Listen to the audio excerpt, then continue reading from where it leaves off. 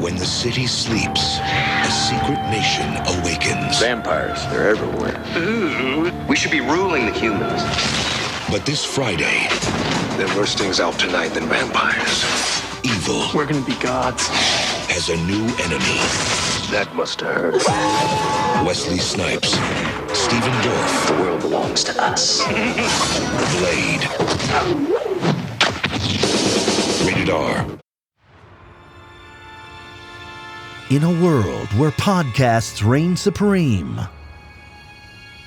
two friends dare to ask, do you even movie? Hosted by filmmaker Henrique David and movie aficionado David D. Neuer.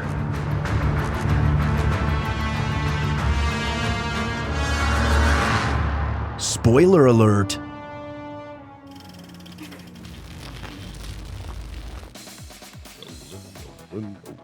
Is that how you want to, where you want to be when Jesus come back? I mean, it's either that or rolling. What? Yeah. Y'all be loving this shit right here. Did you ever see the Mad TV posing? Did you ever see? I'm sure you have. You've seen In Living Color when Jim Carrey does the goddamn, what's the song called? Imposter. Informant. I think it's Informant.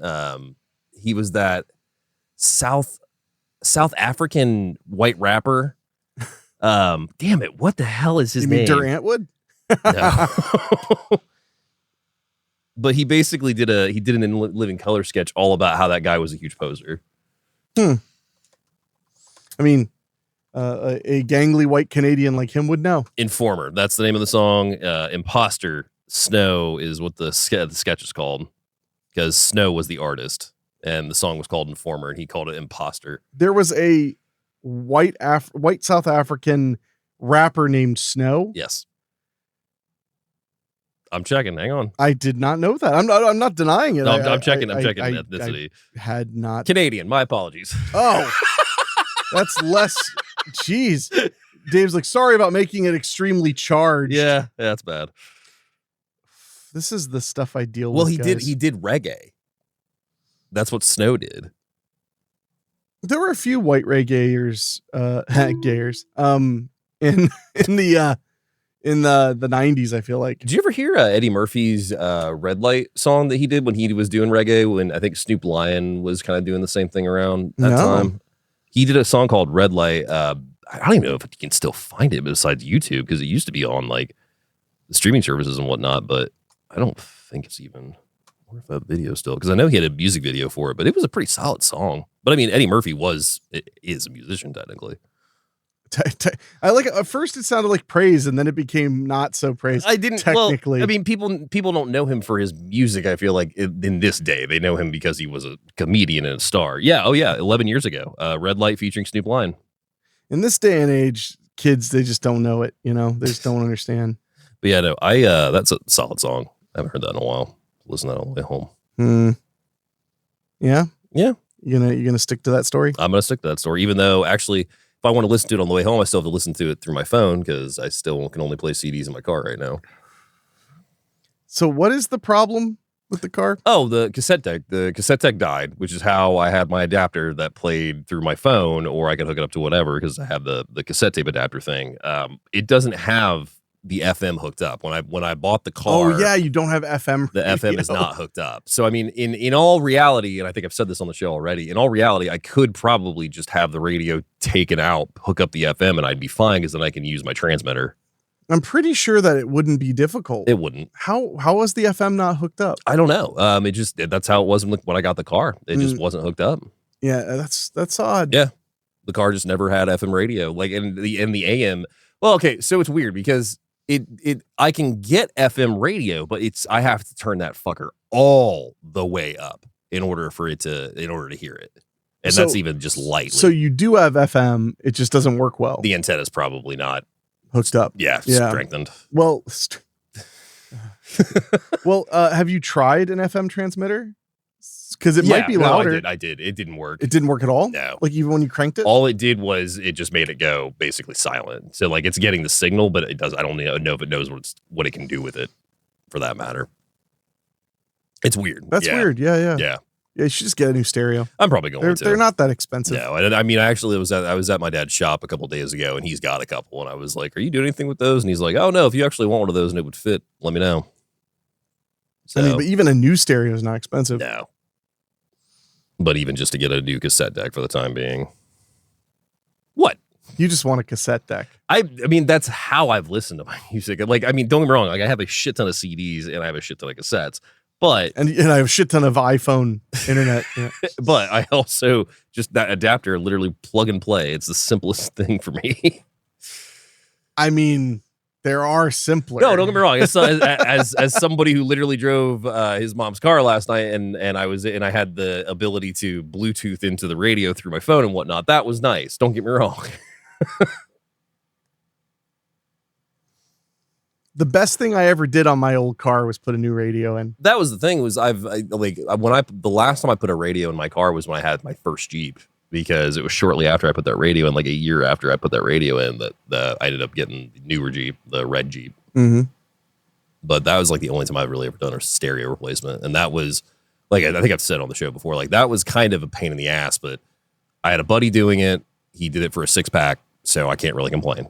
But that was when we had that whole thing with like the headlight wires getting crossed. So the radio would work, and then I turned on the headlights and the radio didn't work. And yeah, it was a whole freaking And then you fiasco. turn the wipers and the garage door opens. You're just like, what the hell's happening here? Went to go put my window down, ejector seat. Ah, you're like, not again. Yeah, cars are fun. They are. They're a blast. Yeah, sure. I mean, they can't all be the car. I love that movie. It's a good movie. Freaking Jaws, but it's a car, basically. Well, there were a lot of that. Oh, yeah. Jaws, but it's a car. Yeah. It's kind of like, until eventually it came all the way around to Jaws, but it's a shark. Yeah. Which is what happened with Die Hard as well. Yeah, what about Die Hard in an office building? Yeah, they're like, ooh. It's like, that's just Die Hard. It's like, yeah, but that was 8 years ago.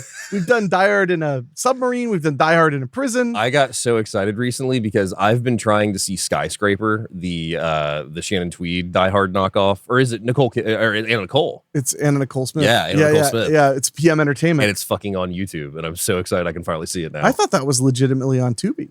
If it was, it's not anymore. When I looked at it like about a week ago or so, because there's No Contest, which is Shannon Tweed, and then there's Anna Nicole Smith's Skyscraper. Yeah. Because No Contest is Shannon Tweed's Die Hard with Andrew Dice Clay as a terrorist at a swim model thing. Andrew Dice Clay? Yeah. I love this. Yeah. No Contest. Was that a PM Entertainment as well? Probably. I have no idea, but it wouldn't surprise me. This guy. It's on Tubi. Oh, is it? Well, I can sort of check. Okay. Like fully by clicking on the link. I mean, yeah. No, it looks like it's gone. Lying. Wait, it must have just went away. Son of a bitch. Well, if I could spell skyscraper, which I can't. No, it's there. Oh, it is? Okay. Mm-hmm. Yeah, because I found there's a channel that I found recently that had like, I think it was like 25 movies in a playlist, and it was a bunch of those, like No Contest, Skyscraper, not Body of Evidence. It's Of Innocence? maybe? I mean, that's the one with the radio DJ. Yeah. Yeah, that one's good. I think that was the one. Or was that? No, that's Night Rhythms. What's Body of Innocence is with Shannon Worry. Okay. Where was that Body of Influence? Is that the one that that's Influence. Yeah. God, there's so many body ofs. I watched Body of Evidence for the first time this year with Defoe and Madonna. Movie's trash, but it's a lot of fun. I've never heard anybody say a review that wasn't basically what you just said. Yeah. So that checks out. Yeah. Speaking of movies. Yes. Nah, I don't want to talk about movies. That's fair. No. So I saw a movie you haven't seen. Yeah, you did. Yeah. Yeah. I'm dying to see it. Are you? Yes. Because I love Neeson. What? Then why haven't we rented the new Ice Road movie? Do we have to rent it? I thought it was on Netflix. No shit. Nope, it's out on Super VOD right now. Oh God, that sounded old now. Super VOD. That's what we used to call it. I know. But yeah, I thought that's weird. It's a Netflix movie sequel, technically. Well, I mean, licensed through them. But yeah, I mean, I think that's the only place you could get, or can you rent it out otherwise? I think their window on it ended. Okay. Because we were all surprised a while back. It came out like a few months ago. Yeah. We kept debating renting it. I've heard it's fine. Yeah, the Ice Road is still only on Netflix, but Okay. the sequel is nowhere. Ice Road 2 the next day. I mean, it's actually Ice Road Vengeance. Vengeance, yeah. And where is that available? So I saw the Naked Gun You reboot. did. Da-da-da-da-da. Is that in there? The theme? Do you want me to spoil that? I mean, was that a spoiler? I mean, yeah. And it was like where they use it was really fun. It's genius. Okay. Yeah, you can only buy it for $25, the Ice Road Vengeance. $25? Holy Yep. shit. Yep, $25 purchase. It was put out by Vertical. Okay, that actually makes sense. I don't remember. I don't know exactly. I think it's been a couple of months it's been out. Yeah, it's at least been a couple months. But no, so the Naked Gun, that's one of those that I was not initially very excited about because comedies just haven't been a big part of the theatrical experience for a while now. Yeah. And then I think it was the second trailer that dropped was the one where they revealed like him talking to Frank, to his dead dad. But then it shows Paul Walter Hauser talking to his dad, and of course, it's George Kennedy. But then it just revealed like a line of cops all talking to their dead dads. The final one, the O.J. Simpson one, which in the movie the joke is slightly different, but it's very, very funny. Still funny, yeah. So that's when I was like, okay, this might be pretty interesting. Yeah. It's 85 minutes. It just that's zooms. great. That's great. And I'll tell you one joke from the movie that nearly killed me. That's not a big spoiler because it's my kind of humor. There's a like tech mogul character, and he at one point invites Drebin to like his presentation or whatever. And as he's walking down, there are all these posters. Yeah. Right. And the first one's just like him, like with his hand on his chin, it just says like innovate. Yeah. And then it's like the next one is like him. And then it says like conserve, and he's riding a lion with like a bow and arrow. And then the other one is like reinvent or whatever. And he's like flying through the sky on like a jetpack or something. Yeah. But then the fourth one, it just says pumpkins, and he's just sitting with a pumpkin like on a bale of hay. And that just killed you. Pumpkins. Yeah. There's no contact. No. Pumpkins. That one nearly killed me because I saw it once at the drive-in and I saw it again on Friday or on Monday. And it is so fast. Like when I saw it with Rachel, she like went to get some French fries and I was like, Rachel, you're missing, you missed that. Yeah. And she was like, what? I'm like, fuck. You can't, like, because there's so many gags happening all at once. That reminds me. So my father showed me a lot of movies probably early on that he shouldn't have, one of which was Revenge of the Nerds that I grew up with when I was like 6 or 7. Is that why you have problems? Let's not do that. Anyway, there is a great bit in Revenge of the Nerds right when they get to the college where they're carrying that giant trunk and the dude is on the golf cart and hits them, walks over their picnic, all this stuff. Well, my dad, no joke, rewound the movie 4 times because I would do this thing where like when we watch movies together and like we would like look at each other and laugh kind of thing. So every time I would like turn to look at him, I would miss like the big gag at the end. He rewound it 4 times so that I could see all of it because I kept turning and looking at him. He's like, no, you're missing it. Somebody should have told him it's easier to just give you a little swat in the head, you know? That's way easier than rewinding. Yeah, and literally it was rewinding because he had recorded. I think I've said this before. He recorded. We had a VHS. We probably still do at my parents' house. That says Revenge of the Nerds and Red Dawn are on a tape together. 2 great tastes that taste great together. Yeah. No, but yeah, I was I've been a huge fan of the Leslie Nielsen movies. I mean, I was there when like For Better or Worse, when like Spy Hard and Stan Helsing. And he wasn't in Stan Helsing. Yeah, he is. He's a huge part of Stan Helsing. No. Yes, he is. David. Yes, he is. David. Uh-huh. We've been through this in therapy. Uh-huh. No, but like the Spy Hard, what was the other Wrongfully one? Accused. Wrongfully Accused. Those were the 2 that like they hit while I was a kid. Well, because he did a bunch of them. He also did like, Mr. Magoo around that time. He did. No, that was like 2000s. Was it? No way. Now I'm curious. All right. 1997. Oh, that was 97. No, you're right. But I bet you Wrongfully Accused is earlier in the 90s than I realized. Too. I think it's like 95 or 96 because The Fugitive is what it's mocking, of course, and I think The Fugitive is 98. Oh wow, okay. Man, were they all that much later than I thought? Spy Hard's probably, I was gonna say, so that's okay. Next to the episode, the youngest one. But anyway, so I got a real kick out of those movies. I saw the Naked Gun movies a little bit later, like when they would be on cable or whatever.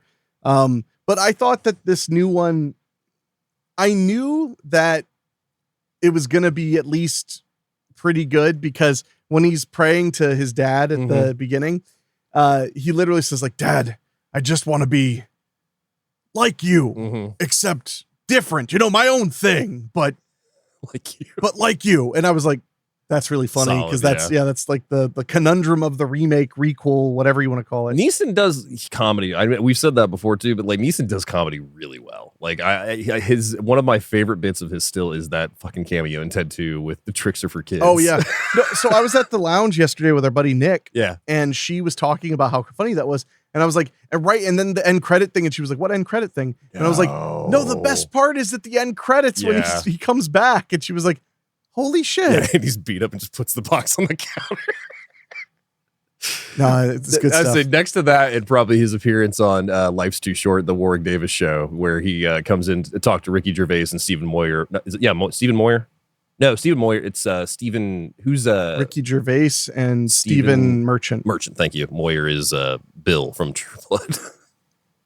That's nice, dear. Well, anyway, he comes in and wants to do a bunch of comedy, and that bit's hilarious. Well, I think it's really interesting to choose Liam Neeson because he and Leslie Nielsen had a very similar track in that they both made a pretty moderately successful career out of being kind of a side character actor with very few starring roles. Like Neeson starred in Darkman, but Darkman wasn't a huge hit, even though I think it's a phenomenal movie. It wasn't a huge hit.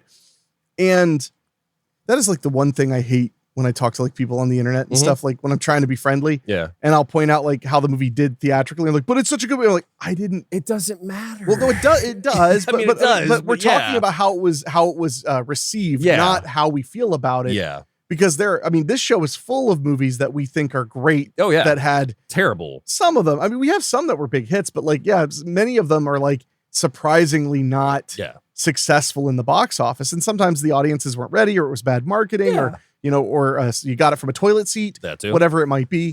I got bad box office from a toilet seat. That's what the doctor told me. But so when you look at Leslie Nielsen, he was a character actor. He was on TV all the time. Yeah. Then Airplane happens and people were kind of like, wow, that came out of nowhere for him. Yeah. And then he becomes a funny man when he was like never humorous, really. Was Police Squad before Airplane? Okay. No, Police Squad was inspired by his performance in Airplane, if I'm remembering correctly, because Airplane was a while back. Airplane's like 1980 on the nose. Yeah, and then Police Squad I think was like 81 or 82. Check. I'm almost certain. I've been watching it because there's only 6 episodes. Yeah. Well, have you heard the thing? 82. The thing about that they're like the problem with the show is you had to watch it. Well, it was during the dinner slot, right? Well, I don't know that much, but they said that the problem was people weren't used to television being so cumulative. Yeah.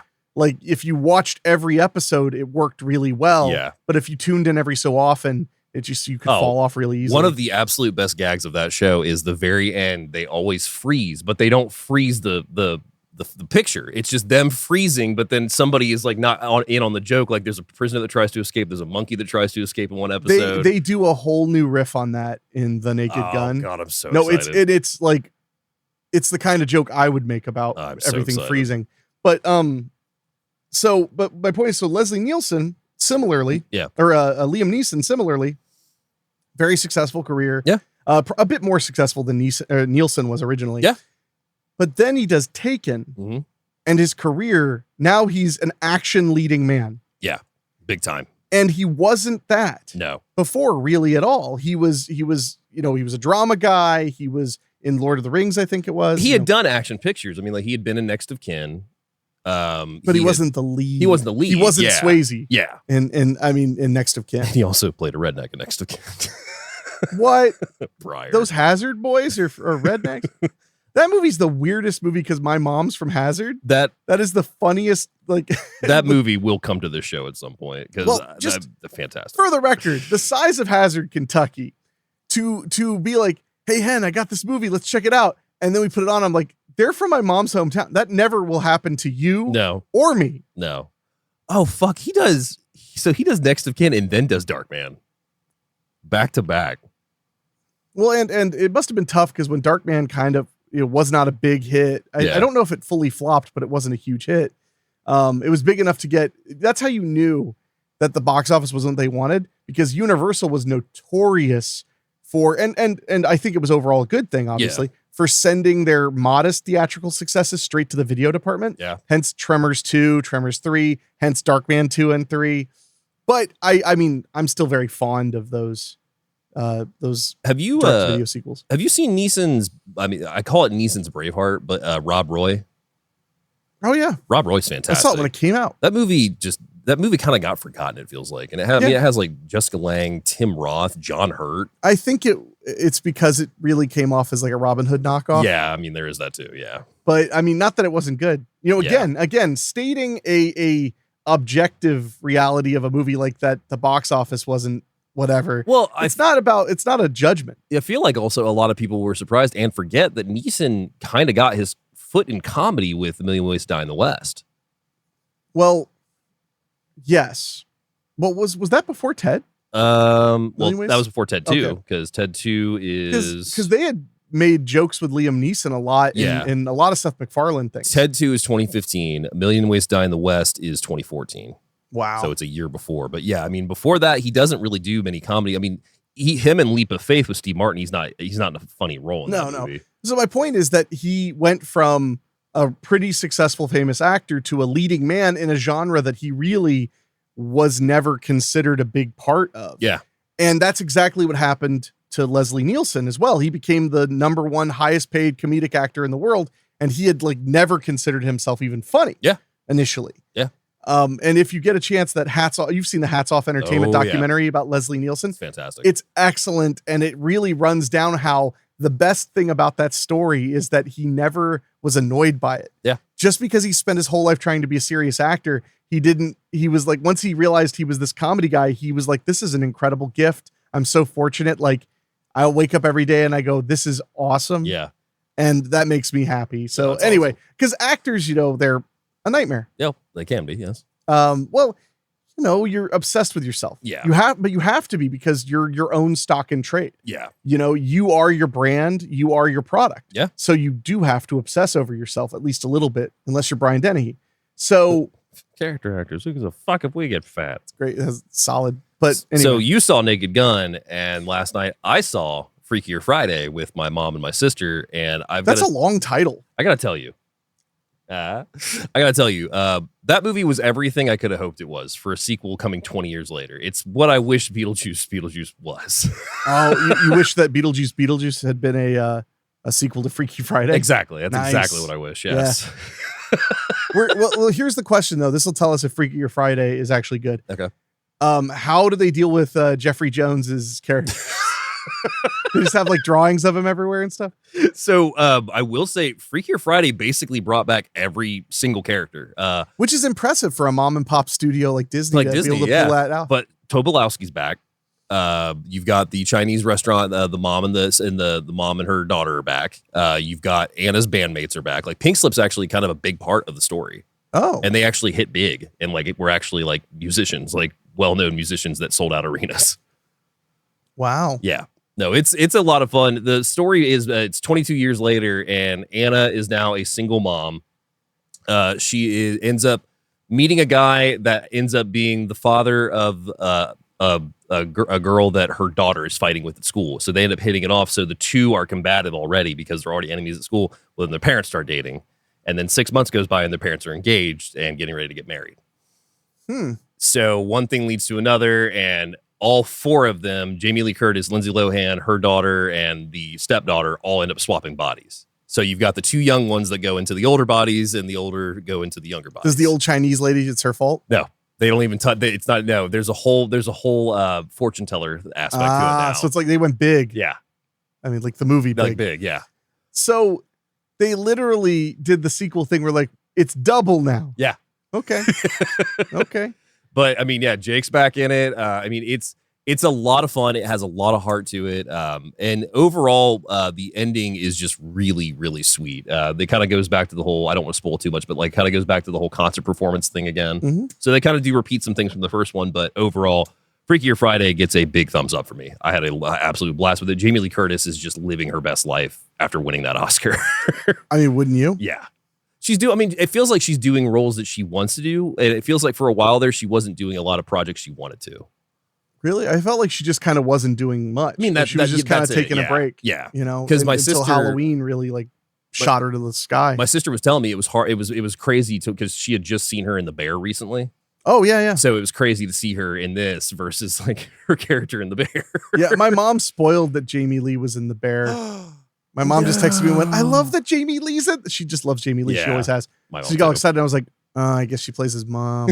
And now I'm doing it to anybody. But you know what? It's been out for months. Fuck you. That's fine. Well, I mean, that was the first season, though. I think, or the second. It was one of them. The finale of the second season. It's my point. Because that fucking episode's packed with so many people. What? It's not as funny to question you. But if I challenge you, it's always funny to see your reaction. But yeah, Freakier Friday, 100%. Go see it if you're a fan of the first one. I hope it does well too, because I mean, so far it's got a 7.1 on IMDb. No idea of the box office, but it is getting pretty decent. Well, it's only been out. I mean, as of the recording of this, is about for a day or two. 2 days. Previews basically. and Friday is all that they have. So, in our showing yesterday, we went to a 5:15 showing, and I mean, it was pretty packed. It Yeah. wasn't sold out, but it was pretty packed. On a Friday, that's pretty good. And I got we went to Sinopolis, and I got the hot dog and popcorn combo. Didn't realize it was a foot long, so they bring the food to me, and it's just were you like, I wonder how big that hot dog was, and then you hear the doors open here. Dun, dun, dun, dun, dun, dun, dun, dun, dun, dun, dun, dun. Oh my God. They just walk up there like, your hot dog, piggy. Ziggy piggy. So and with tax, it was only like $174.89 for the hot dog. I gotta say, I do love those seats at Sinopolis. Man, those are nice. Yeah, I don't even remember them. They're the kind that recline deep, so it's like you kind of sit back deep, and then the ones at the Green. Yes. Yeah, the Green Cinemark. The table and everything. They have the ones which I call the pocket emptiers. Because they will. Because at our regular theater, it's just a normal, you just recline. But at some of these theaters, you recline and you sink. Yeah. And literally, when I go to the Green where they have those, the first thing I do when I sit down is just take everything out of my pockets and put it in the cup holder, because I've like caught my phone falling out of my pants so many times at that theater. So and they're also the ones that'll put you to sleep the hardest. Oh yeah. Because they're like, it's like those seats are just like, let me just hold you, little bird. Mm-hmm. Let me just hold you, little bird. And you're like, okay. So luckily, I mean, I don't go there very much. I never go to Sinopolis. I forget it's there. It's not far from me. Literally, I was thinking like the last time I was there, and I think it was when you and I saw The Predator. Yeah, The Predator. Yeah. Because I think other than that, the only time I've been there is when I went to see Bad Times at the El Royale for the start of a bachelor party. Oh, I remember that. Yep. That was fun. That was when the video game bar was still down there, and that video game bar closed a couple years ago, I want to say. I mean, who wants to watch video games get drunk? I would. Fair enough. But and we talked about Together, right? Yeah, we talked about Together. Yep. So because we saw that. Yep. Together. Let's do that together. So and next week we'll be talking about weapons. Yes, we will. We're gonna go see weapons. Which I'm getting amped. And I'm probably gonna go see. I might see Naked Gun tomorrow. We'll see what happens. Wuss. I want to go see to the drive-in because I want to see. I want to see because I'm curious, but I'm not in a big hurry. I'm curious about Fantastic Four because I've heard so many mixed reviews on it now. See, the problem for me is that the good reviews I was already not that excited. Same. So it's not, I mean, like if I wanted to go to the theater and there was nothing I hadn't seen, I'd go see it. It's just, I've heard the number one thing I've heard, and you know, if I'm wrong about this, feel free to write into the show, but the number one thing I've heard is the approach of where they put it in timeline wise is really odd. Well, it's in the 50s. Yeah. Yeah. Cause it's starting at all. Yeah. They said it's just an odd choice. I think that was the timeline of the original. I mean, because it was literally started in the 50s, if I remember correctly. Yeah. So, yeah, I mean, you know, comic book movies are fine or whatever. Yeah. I hadn't seen one in a long time since Superman, we're talking about one today on the show, technically. No, and we're talking about one of the granddaddies of comic book movies because because Burton's Batman is actually not that far apart from this one. No, you're not wrong. Well, because Batman and Robin was 97 and the Blade is 98. Yeah. And literally Batman and Robin kind of killed it for a little bit, unfortunately. It's campy fun now, but people forget that movie really pissed a lot of people off. And I want my groan for the record was not because I don't like Burton's Batman. That's very opposite of that. No, but it's because I'm pointing out things like, hey, when you remember a movie from 1998, that's like in 1988 somebody remembering a movie from 1978. You're like, where's my thyroid medicine? 97's a bad year for superhero movies because you have two big ones that come out that were expected to do well and they didn't, which is Batman and Robin and Spawn. Yeah. Spawn. Which, in all honesty, if you think about it, Spawn kind of has more of a in tow line with Blade for the R-ratedness of it, even though I think it was released as PG-13 because you got Spawn was PG-13. Spawn was PG-13 in theaters. You could get the unrated on VHS when it came out or DVD. Because Spawn was nasty. Spawn's got nasty moments. Oh yeah. Well, I watched the cartoon series. Oh, I love the HBO on HBO, series. and that was friggin' brutal. Oh yeah, the first episode about the ice cream man that was the molester and the child killer. That show is brutal. It looks like Spawn was rated R. Oh no, PG-13. Man, Google sucks. Gemini is just the worst. But yeah, we are talking about Blade from 1998.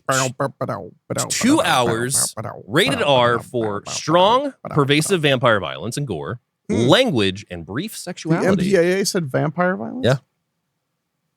They said vampire violence.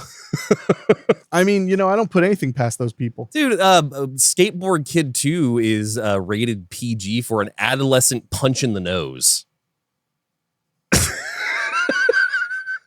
I wish that was my band in high school. Adolescent punch in the nose. Yeah. That's a good one. IMDb synopsis says, a half vampire, half mortal man becomes a protector of the mortal race while slaying evil vampires. Oh. My synopsis, Blade, half vampire, half man, along with his human mentor, Whistler, protect the city as vampire hunters.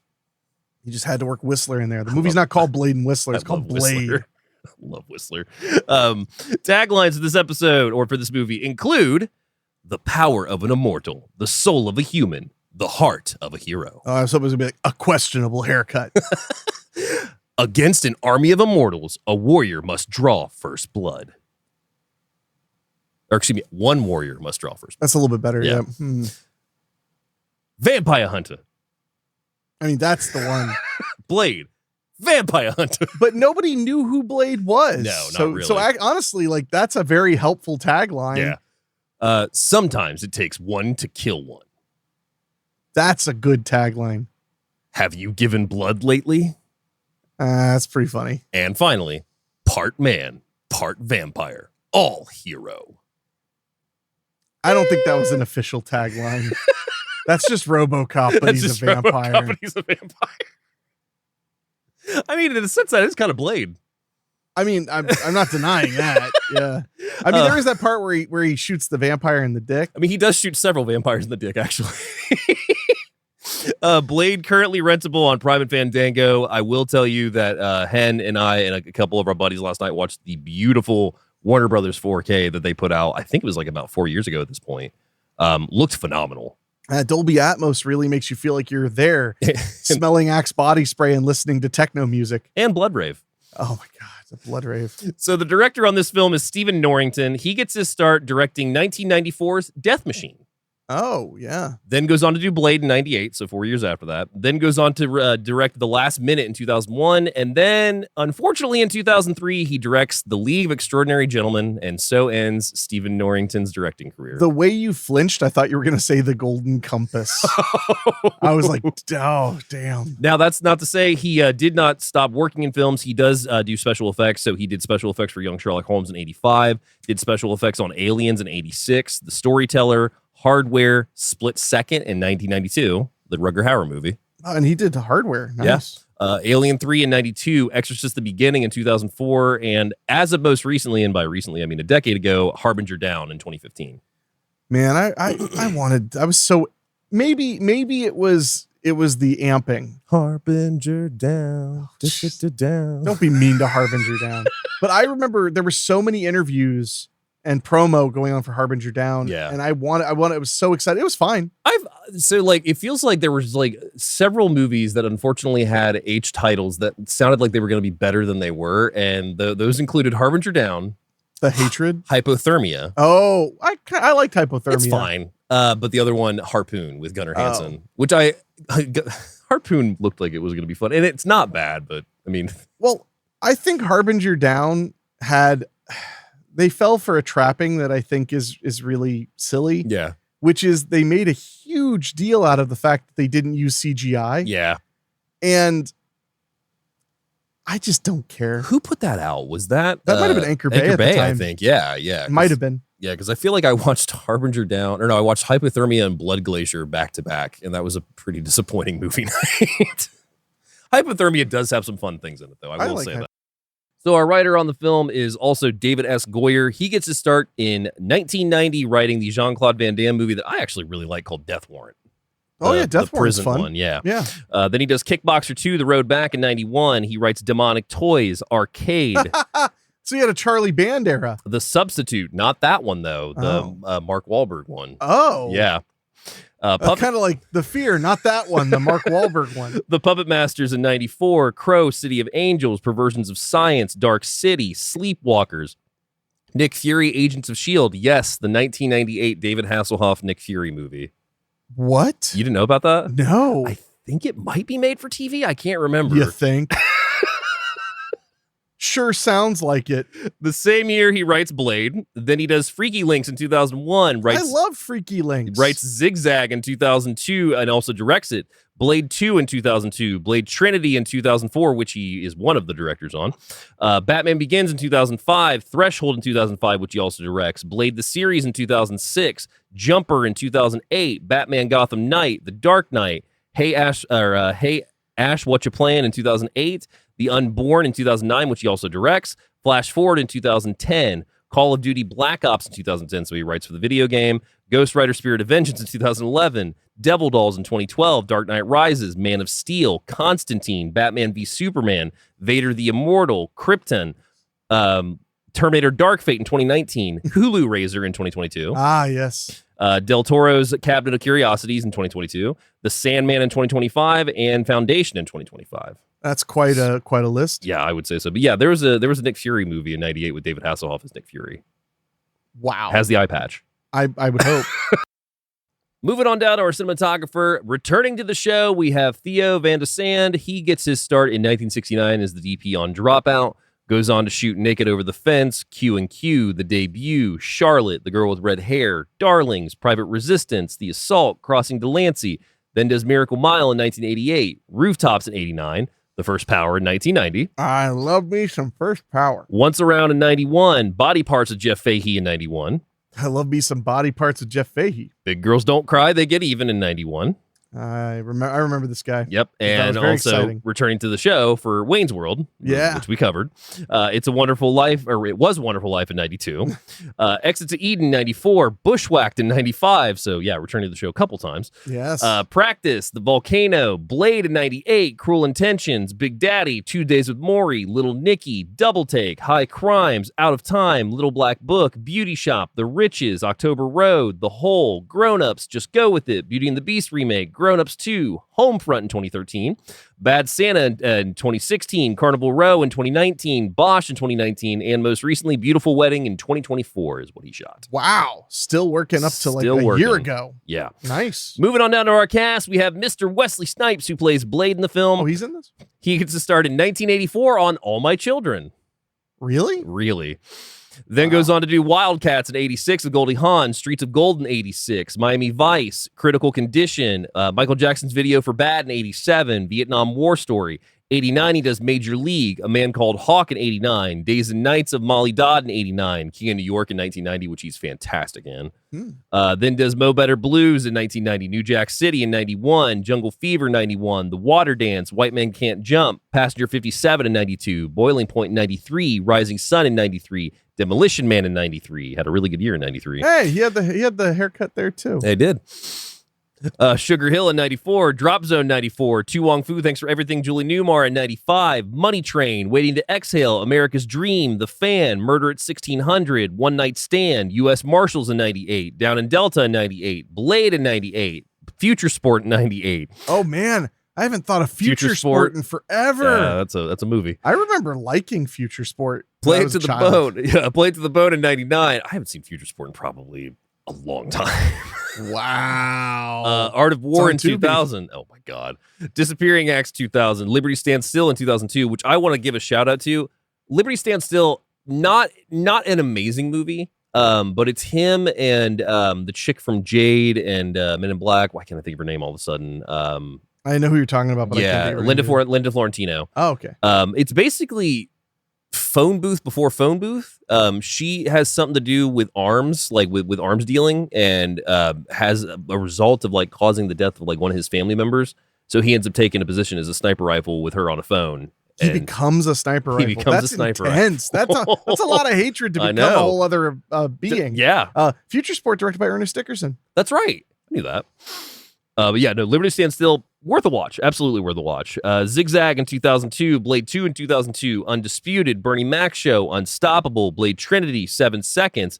Then we get into the tax evasion films. Yeah. The Marksman, Chaos, The Detonator, Hard Luck, The Contractor, Art of War 2 Betrayal, Brooklyn's Finest, another one that I love. Brooklyn's Finest is fantastic. That's him, Richard Gere, Ethan Hawke are all cops, like dealing with different fronts of it and whatnot. Like Ethan Hawke's trying to get more money, so he ends up going to like a corruption side of like doing. I think he steals money from drug dealers, if I'm not mistaken. Yeah. Oh well, that's one way to do it. Game of Death, Gallow Walkers, which I've said before off mic to Hen already, was advertised as Blade in the Old West. It's not. Yeah, Dave has some personal it's in my voodoo forever. Yeah, some pain. Expendables 3 in 2014, The Player, Chirag, The Recall, Armed Response in 2017, What We Do in the Shadows, Dolomite Is My Name, Cutthroat City, Coming to America, True Story, Moon Girl and Devil Dinosaur in 2023, Back on the Strip, Deadpool and Wolverine in 2024, and Paper Empire in 2024. Yes, he plays Blade. I'll get into that into the trivia. I never saw Deadpool and Wolverine. I know that it was like the ultimate fan service. They like crammed everything they could in it, which does sound fun. Moving on down to our cast, we also have Mr. Stephen Dorff, who plays Deacon Frost in the film. He gets to start in 1985 on the new Leave It to Beaver.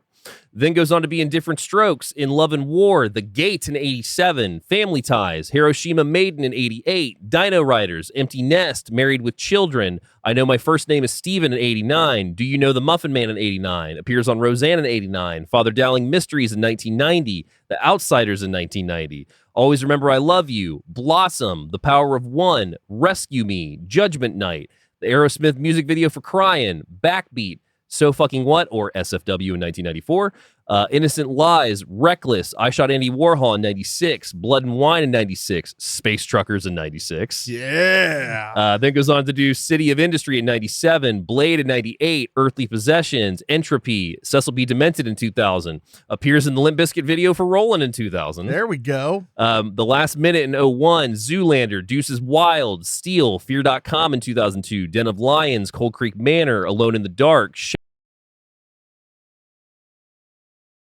and Stephen Dorff. No. Really, really good thriller that like kind of came and went, where Dennis Quaid and his wife move into a new house. Stephen Dorff is like one of the locals and whatnot, and immediately starts putting on that Stephen Dorff creep charm. And then the shenanigans start happening.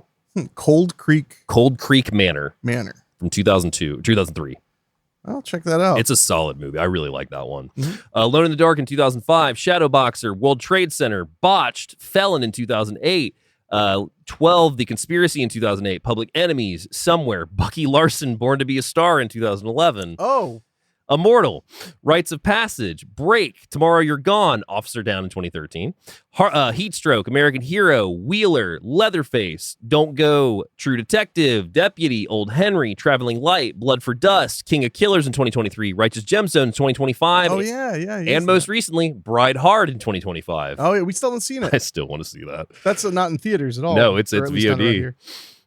Yeah. Moving on down to our cast. What? You skipped like one of my all-time favorites. Which one? Dorff on Golf. Oh my God. Ah, Every fucking time. How did you think that I was going to slip by? that you were going to get away with me not doing that to you? Yeah, especially. Every time we watch any movie Stephen Dorff is in, I make some reference to him being Dorff from Dorff on Golf. Which was Tim Conway, if I'm not mistaken. I believe so, yeah. Wrapping up our cast, we have Mr. Kris Kristofferson, who plays Whistler in the film. He gets a start in 1971 with The Last Movie, goes on to do Cisco Pike in 71, which I just watched for the first time recently, which is his second role. Gene Hackman plays a cop in that movie, which is why I ended up watching it. Cisco Pike is the story of Kris Kristofferson as a musician trying to basically appease this cop that had dirt on him, which is played by Hackman. And Hackman is a fucking slimeball in this movie. I mean, I love me some Slimeball Hackman. Bloom and Love in 73. Pat Garrett and Billy the Kid, 73. Bring Me the Head of Alfredo Garcia in 74. Alice Doesn't Live Here. The Sailor Who Fell from Grace to the Sea. Vigilante Force. A Star Is Born in 76. Semi-Tough. Convoy. Freedom Road. Heaven's Gate. Rollover. The Last Horror Film in 82, because he is a can. Yep. For better or worse, whether he likes it or not. Flashpoint in 84. Songwriter. Trouble in Mind. Last Days of Frank and Jesse James in 86. Blood of Orchids. Stagecoach, America, The Tracker, Big Top Pee-wee in 88, Millennium 89, Welcome Home, Pair of Aces, Night of the Cyclone, Sandino, Miracle in the Wilderness, No Place to Hide, Knights, Sodbusters in 94, Larry Sanders Show in 94, Tad, Pharaoh's Army, Lone Star in 96, Blue Rodeo in 96, Fire Down Below 97, Two for Texas, Girls Night, Does Blade in 98, then Does Dance With Me, Land Before Time, 6, Secret of Source Rock, Net Force, Payback, Dead Man's Gun, Limbo, Comanche, Planet of the Apes remake, Detox, aka I See You, Blade 2, Silver City, Blade Trinity, The Jacket, Dreamer, Gun, Fast Food Nation, Snow Buddies in 2008. No! He's Just Not That Into You in 2009, Powder Blue, Bloodworth, Dolphin's Tale, Joyful Noise, Deadfall, which... fantastic movie. That was the Treat Williams one. Yeah. Angels Sing, Dolphin Tale 2, Texas Rising, Traded, Hickok, The Star in 2017, Lawless Revenge in 2018, and Blaze in 2018. We unfortunately lost him last year, September 28th of 2024. Undisclosed why, but at age 88. Wow. Yeah. I mean, talk about a career. Yeah. And that was just his movie career. Just his movies. He did, musician. He was a musician first, right? Yeah.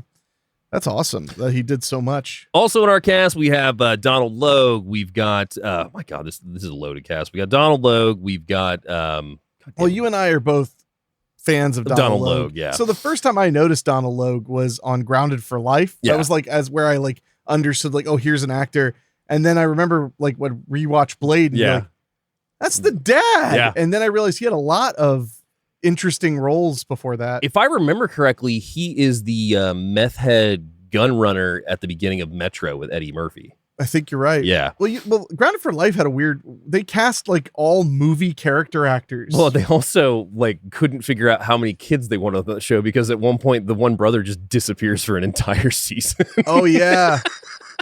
Grounded for Life is that was peak, it was a self-aware-ish sitcom. I always loved that one. But I just remember I would see cast members from Grounded for Life in the weirdest places. Yeah. Because they really seem to pick oddball film character actors to be all the leads. So, I would just be watching some really violent mafia movie and be like, hey, it's the uncle from Grounded for Life. Kevin, what is it? Kevin, oh shit. The hell is his name? Kevin O'Connor? No. I'm not sure about that. Yeah, I can't remember. But he's like a softened Michael Shannon. Yeah. No, he's like Michael Shannon, draft dodged or something. He appears briefly in True Romance because we were watching that recently. Oh yeah, well, he was in a ton of stuff. Yeah. Still is. So what was your first time watching Blade? Oh man, that was definitely a VHS Blockbuster rental. Everybody was talking about it when it came out. It was a very big deal. It was extremely influential. It caused everything to be, for a hot minute, very slick and painted in techno music. Yeah. So much so that I made tons of references to Blade in my first feature film, Marty Jenkins and the Vampire Bitches. You did. There's a whole part where he talks about you got to have your stake, your cross, and your techno music. Vampires hate techno music. So that was one of them. And the other one was the guy who makes potions for him. His name was Hummer. Yeah. Instead of Whistler. Very clever guy. That's me. Very clever guy. But that tells you just how influential it was, because I was much more, because I was a little movie nerd, so I was much more into like Fright Night and some of the earlier vampire movies. Yeah. But Blade made a huge, impact, being this big, massive action blockbuster with vampires. Well, and the 90s are really weird for vampire movies because they're kind of all over the place, because you've got things like Subspecies, you've got things like Buffy the Vampire Slayer, Innocent Blood, Interview the Vampire, John Carpenter's Vampires. They're kind of a little bit like you got a bunch of period pieces too, because Bram Stoker's Dracula. Yeah, I was gonna say, I mean, I feel like the biggest vampire movies of that period, as far as influence, were Bram Stoker's Dracula, Interview with the Vampire, and Blade. Yeah. They all made a huge impact on how people understand vampires. But you got to remember, people like to talk about how like hot vampires got with Twilight. But I mean, in the 90s, we had Forever Night, which was literally like a vampire detective show that I adore. Yeah. Big thanks to my buddy and listener, Craig Cohen, for sending me all 3 seasons on DVD. Not to mention, you also have one of my personal favorite movies, Night Hunter, with, I think, is that the one with, the guy that played the voice of New York Ninja in the movie, Don the Dragon Wilson. Oh yeah, Night Hunter with it has Maria Ford in it too. That movie's actually really silly fun. Was that post Blade or pre? That had to have been post, or yeah. That had to have been like 95. Something. No, maybe it was post Blade. I was gonna say I think it was, but I could be wrong. But I mean, yeah, just even looking over this list, From Dusk Till Dawn, 96. 96. Oh yeah, wow. From Dusk Till Dawn's another one that was very influential. Yeah, I mean, From Dusk Till Dawn, Vampire in Brooklyn, not really influential, but Bordello of Blood, Death by Temptation, Dracula Dead and Loving It. Well, Dracula Dead and Loving It is the big one to mention, because that suggests that people were thinking about vampires a lot if a spoof got made. Oh yeah. Because then, hence Stan Helsing you brought up. Yes, I did. But I mean, yeah, it's really interesting because it's just like they didn't know really what vampires were sticking, but we were definitely into them because we were pumping out movies left and right. Well, I mean, they were vampires that looked like they hang out at the mall. There's that, yes. That was, I mean, no, but I mean, really, it was like, because it was really, I think that had more to do with goth culture. Yeah. Than anything. Do you remember that there was a commercial that was around that time that was a bunch of kids on the beach, and then one was trying to find his pair of sunglasses. The sun came up and toasted him, and it was just like, looks like somebody forgot their Ray-Ban sunglasses. Oh, I remember that. Yeah, and they're a bunch of vampires. Yeah. Man, you have really hateful opinions about Ray-Ban. What? You're like, they were Ray-Ban sunglasses. They're a bunch of vampires. They suck the life out of everything. Horrible business practices. But yeah, allegedly. Also, I think it's interesting to think about this time too, because this is what I was thinking about when I was thinking about my first time watching it. This is also at the time still where movies in theaters, it still takes about a year for it to hit home video. Yeah, year and a half. Yeah, because I remember how I saw Blade was I had gone to my buddy's house, and his older brother and their friends were upstairs watching Blade, because I remember I was downstairs and I saw the empty VHS case for it, and I was like, oh shit, what's David doing? They're like, oh, they're upstairs watching Blade.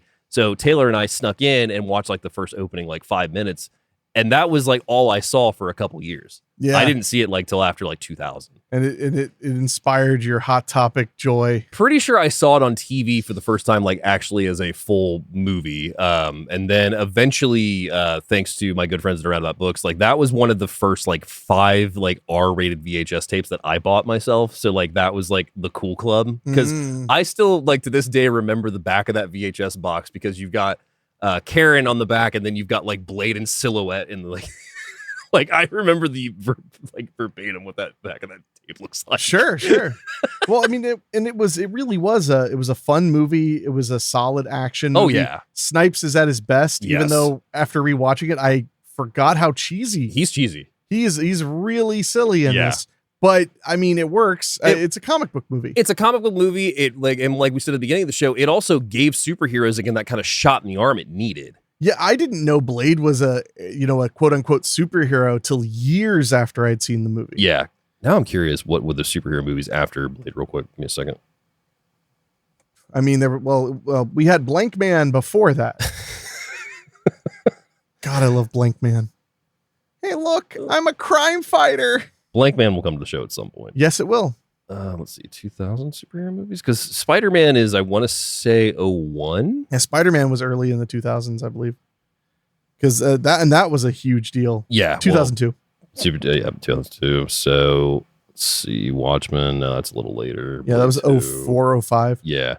So I mean, yeah, it was not only a superhero movie, it was a horror film, it was an action movie. I mean, it hit a lot of things for if you were a teen at that point. This is exactly what you wanted to watch. Well, correct me if I'm wrong.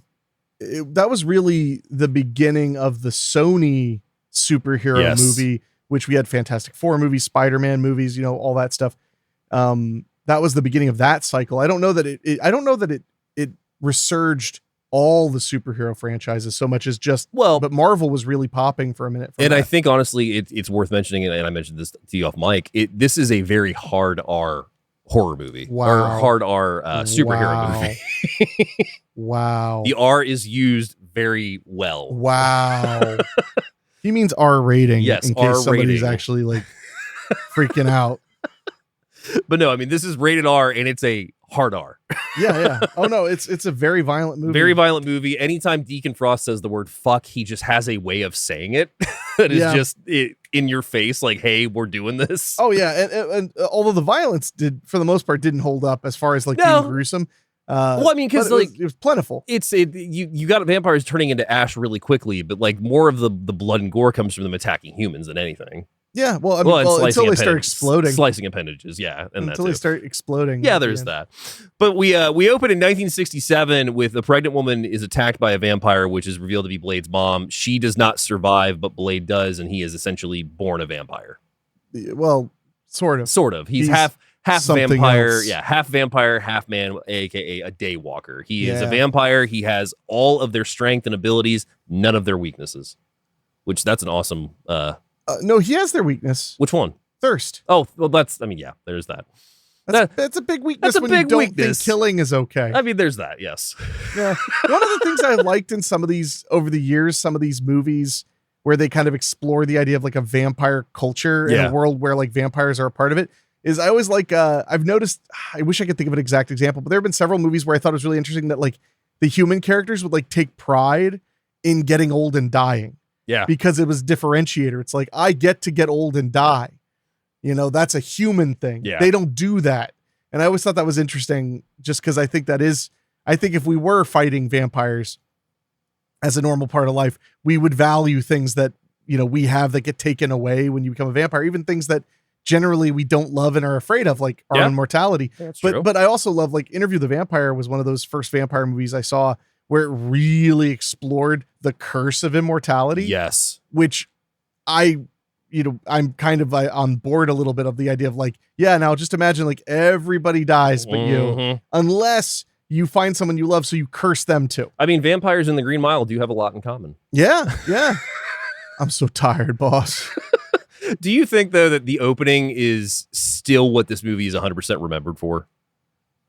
Yes. Okay. Yeah. No, I figure we're on the same page. Well, all the opening of Blade is the blood rave scene. The blood rave. All it is like what happens when you distill Blade to one scene. Yeah. It's super goth, techno music, opulence of blood, spraying everywhere. It's so 2000s. I love the way it plays out because we open with Blade's origin, which is his mom and everything, but then we cut to two people in a car, which one of is Tracy Lords and one is, what was his name in The Shield? Lem.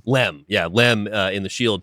And they're driving to a slaughterhouse, it's a slaughterhouse, and they end up going into this secret rave in the back of the slaughterhouse that is turning into a blood rave because the dude starts going in there. Tracy Lords leaves him to go dance with this one chick. He's holding her jacket and just throws it to the side, which I forgot about. Yeah, no, it's pretty funny. But then, he slowly begins to realize that she wants nothing to do with him all of a sudden, but also blood just starts hitting his hand, and then the DJ behind the booth has this thing behind him that says bloodbath, and then, we get the infamous scene of the sprinklers turning on and blasting blood. And I want to mention, I said 2000s. I'm aware it's 1998, but this is 2000s. The beginning of the 2000s kind of era. Yeah. That very flashy, very winky. When Hot Topic was scary. Exactly. When Hot Topic was scary. When it was underground. When it was underground. Like it was on the bottom floor of the mall. But it's also worth. I mean, like, did you ever go to a foam party? Did you ever go to a night? Did you go to nightclubs? I've never gone to like a straight up nightclub. No, I actually haven't. No, I've been to a foam party once, but it was at a private residence. Oh, Ew. It was not No, fun. I had my period of time where I dated a certain kind of woman, and one of them loved clubbing so much. Yeah. Which I generally found so boring. When the birth of clubbing, as far as like the 90s clubbing, was like what, circa 95 and up through 99? Oh, earlier. Earlier? Dude, there were always clubs because there was the discotheque. Well, yeah, no. And yeah. I'm more so thinking of like the Party Monster era, like I mean, Janice St. James. We don't have that kind of opulence in Dayton though, but Dayton was known for clubs. They had two very prominent gay clubs in the 90s. Masquerade and 1470s, which literally I got to go to 1470s a couple times. They literally had an under 21 floor, a gay floor, and a mixed floor, basically. So you could pick which one you wanted to hang out on. Was the one that Andy talked about was it the Foundry? Or he talked about the Foundry, but we filmed parts of one of Andy's movies at 1470s. Okay, that's what it was. Yeah, in the basement. Gotcha. But that was after it had moved, so it was no longer at 1470, but it was still called 1470s. Yeah. But I remember I went to a foam party, and they mentioned that on goth night, when they would do foam parties, they would dye it red. Oh wow! I wonder why. So, which my first thought was, I will not be ruining my clothes that night. I'm 90% sure, and I mean, I haven't looked it up in a while, but I'm 90% sure that like I read a story a while back that they wanted to actually do a blood rave somewhere. I don't know. With literal blood? With literal blood. I don't like pig's blood. I'm guessing pig's blood. Yeah, I have no idea, but yeah, that would be disgusting. Now, I mean, for the record, it's not like a rave smells great. Yeah, I mean, there's that. Yes. But the idea of getting hit by like a combo of like Axe body spray, jupe, and pennies, which is the smell you would get at a blood rave. Yeah. I'm a pass. I'm a pass. I mean, but they could call it, a hepatitis night or something. Well, and also, oh my God. Did you, I can't remember, how soon did you start playing the Hitman games? Was that more later? Way later. So in Hitman Contracts, which I believe is the second game in the original PS2 releases, the first level is a rave at a slaughterhouse. Well, yeah, the pop-up rave thing, which wasn't really a thing out here very much, or I wasn't cool enough to know, was very popular in places like New York and California, where there's a lot of like empty space and it's expensive and all that. Well, I mean, and that also brings up the location of Blade, because we never get an actual city, but it also has touches of... It's very clearly New York City. It's New York, and it has touches of San Francisco, though, like the beaches and whatnot, especially. There's beaches. There's beaches in New York, but I mean, like the Chinatown look is more San Francisco than New York. I think so. I mean, you might be right. Yeah. Well, I'm not going to trust. What is it? I'm not going to trust Gemini, but no, it says Los Angeles. Okay. Wikipedia says Los Angeles. I mean, the later movies may have actually said it. Now that I think about it, it's possible. I can't remember. The plot on IMDb says Los Angeles. Okay. Well, shit. So then, yeah, we are there. But yeah, so the blood rave starts and dude's freaking out. Everybody's turning into vampires, including Tracy Lords. Everybody's covered in blood, including him. I like how they're all vamping out to get him. Yeah. When it's like, you guys are literally wasting gallons and gallons of blood. But they also just start kicking him. They also just start kicking and beating on him. Well, like they could have bit him or anything. Well, and I thought it was silly until I realized later on when Frost is like basically talking about why he wants to take over the vampire world. It becomes clear that the old vampire way was a lot less devil may care about human life. They understood that they ate humans. But they also understood they coexist with humans. Yeah. As to where he had that attitude, was like, they're cattle. They're just cattle to whatever. And that's one thing I really thought was interesting about the sequence is what is this scene? It's a rave inside a slaughterhouse. But and they're being like rained down on blood. Yes. What is that though? Think about that. How wasteful. That is wasteful. So imagine that, you went to a rave and they're just like, we're going to pour red wine from the ceiling. Talk about sticky. Yeah. Talk about a sticky situation to find yourself in. But But my point is, like, it's what you would have that thought where you'd be like, why don't we drink the wine? Like, why are we just pouring wine? Yeah. I mean, why are you doing that? And my point is that it suggested a level of wasteful opulence. Mm-hmm. It was like a drug party kind of thing, like where it's like, we don't care. It's just about the vibe or whatever. It's a showmanship thing. Yeah. But, so my point is though, like, imagine if you could only eat one thing. Okay. To survive. Okay. Not like, imagine like Lay's potato chips are the only way you can live. Okay. So like college. Yeah. And ramen, but okay. But like Lay's potato chips are the only way you could live. So if you eat a turkey sandwich, it does nothing for you. Okay. And then you're like, there are thousands of people like me who can only eat Lay's potato chips. And then you're like, let's go to a club and just get poor Lay's potato chips on ourselves and stomp on them. That's fair. And whatever. Yeah. And it's like, yeah. And what's the point of the night? Oh, to have fun and get more Lay's potato chips. My favorite thing though too is the technical aspect of doing a blood rave in regards to there's a guy on YouTube that has a thing called Minor Character Theater, and he did a whole thing an episode about where he was the plumber for Deacon Frost. And the technical side of them to do this is insane. Yeah, it would be a lot of work. It'd be a lot of work. Yeah.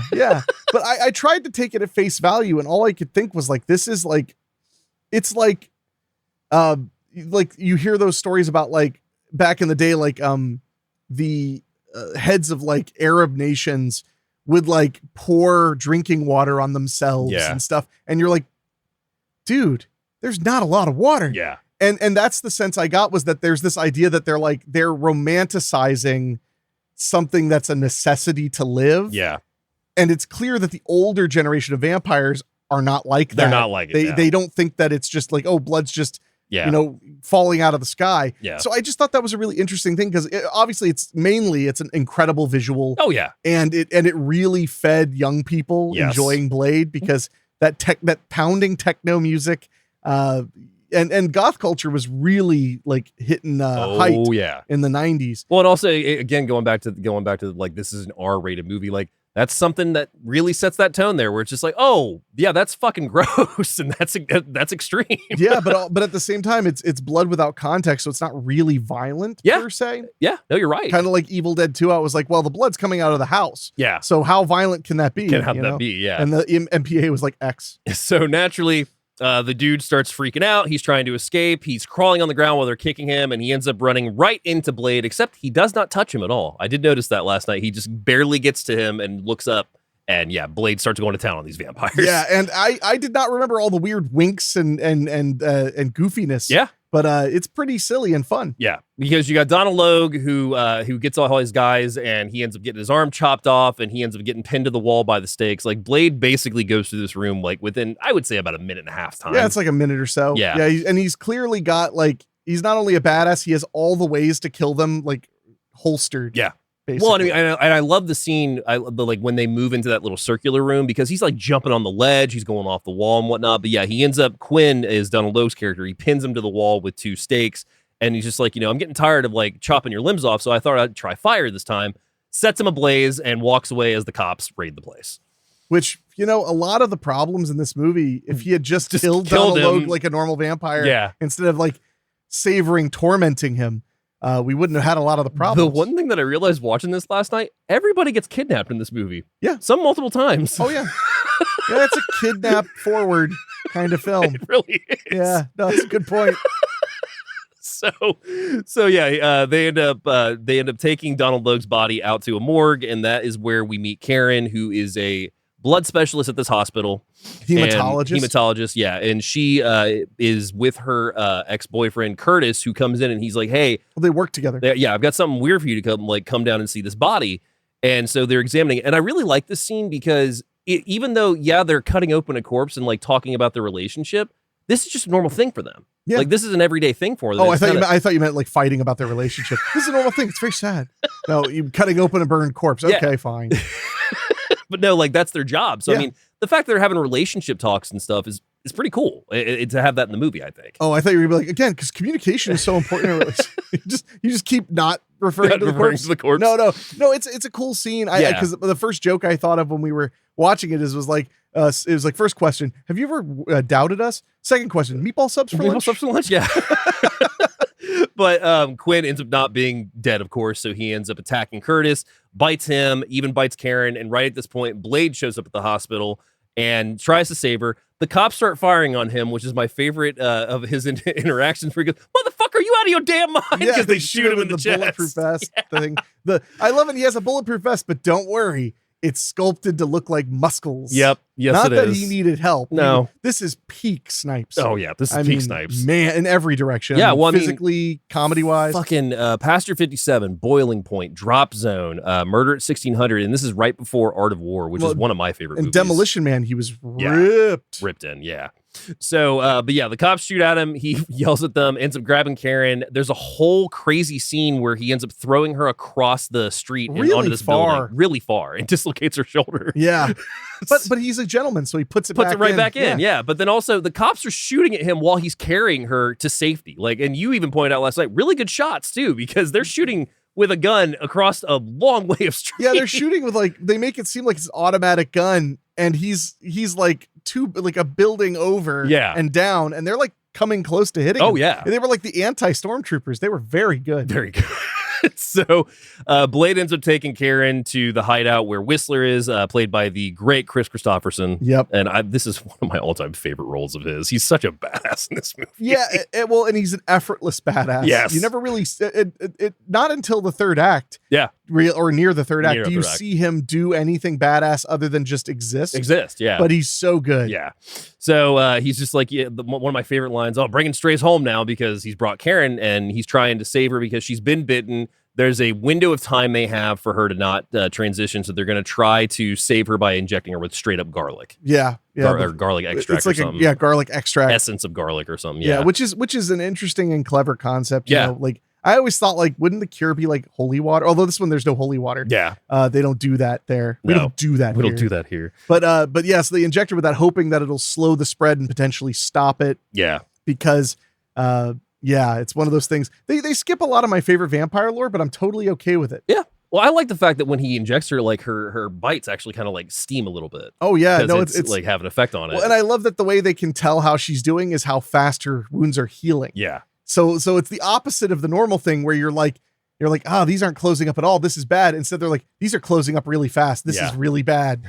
So we see also that Whistler is Blade's mentor. He makes the weapons and he uses them, as Blade says. That's what I love. He makes the weapons. I use them. It's a good setup. He makes the weapons. I use them. He has a lot of that very matter of fact, what was that line where she was like, so there's no cure? And I was like, I'm shocked he didn't say, I am the cure. Like, I was waiting for him to say it. He didn't. Yeah. But I was like, that would totally be something Blade would say. So now we cut over across the city to the Pure Blood vampire location, which is all of them sitting at a long ass table led by Udo Kier. Of course. And Udo Kier at his most Udo Kieri. Yeah.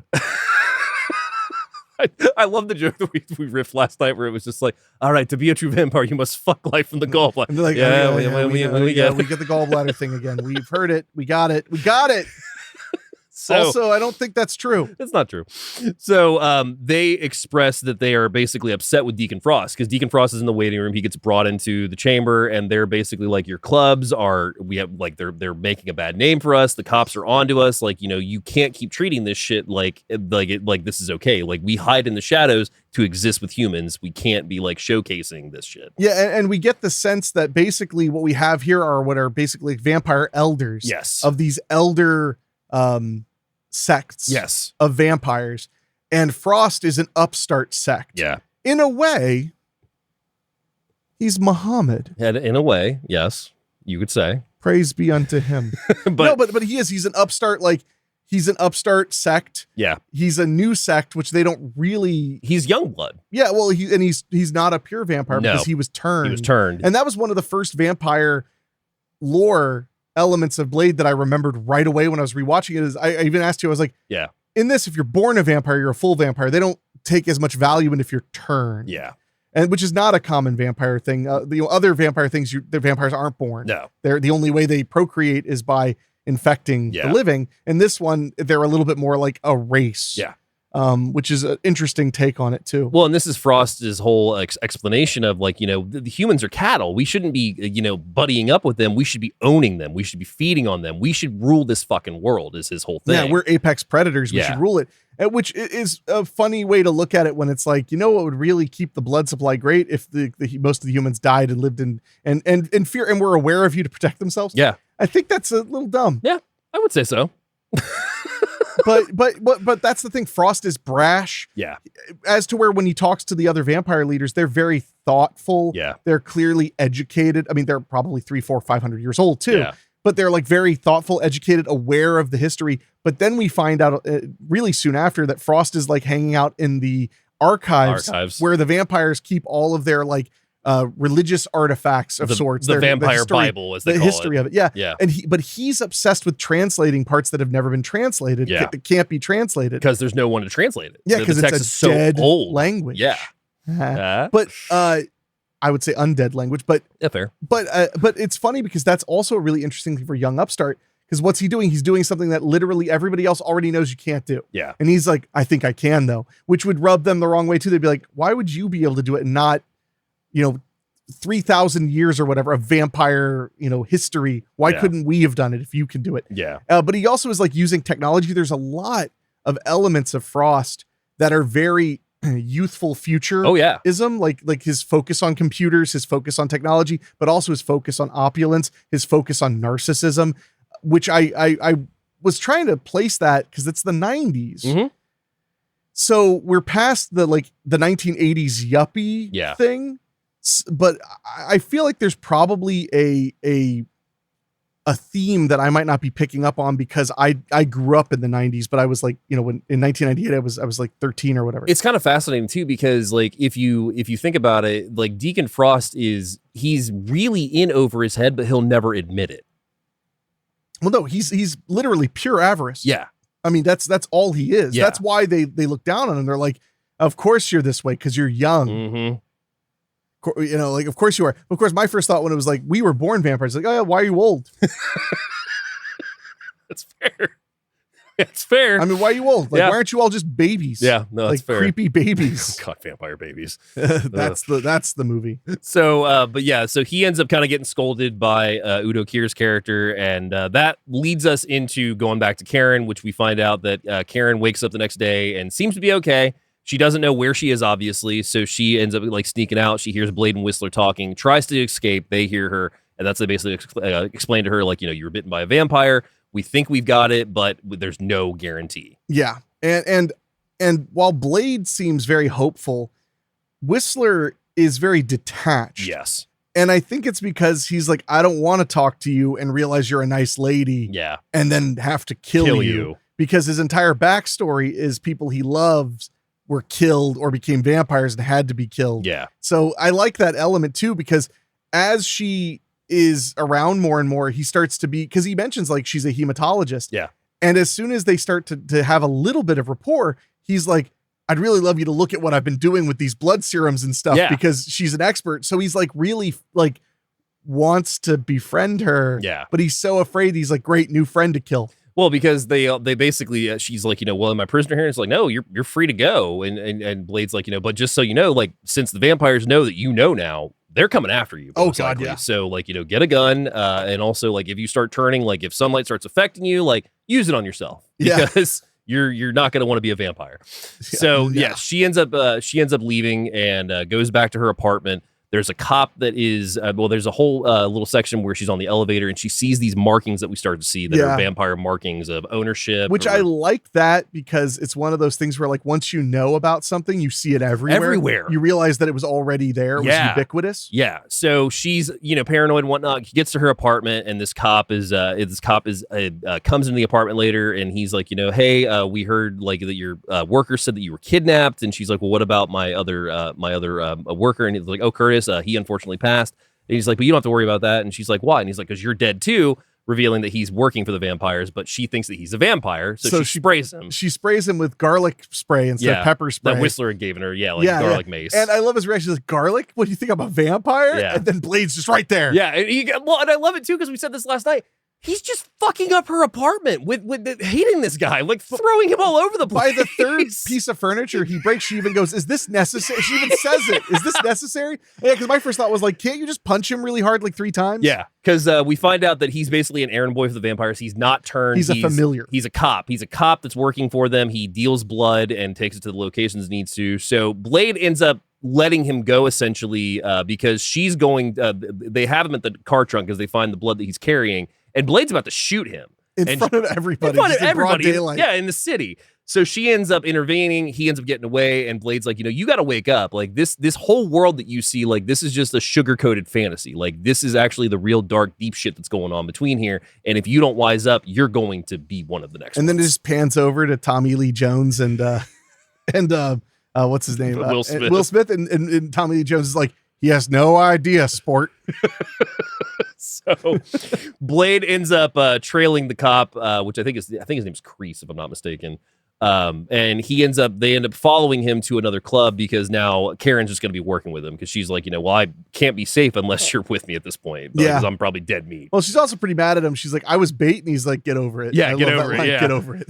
So he ends up following him to another club, and this leads us to a scene where Deacon Frost we see him in the archives. Udo Kier's character comes up to him, and he's like, why are you translating the text? Like, it's a dead language. Like, no one can translate it.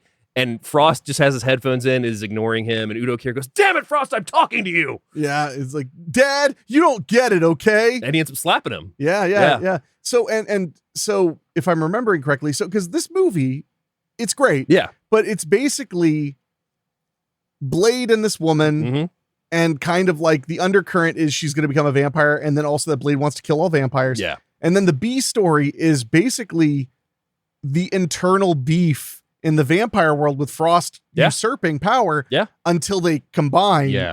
Obviously, they're going to intersect. Forcefully combined. Quite a bit.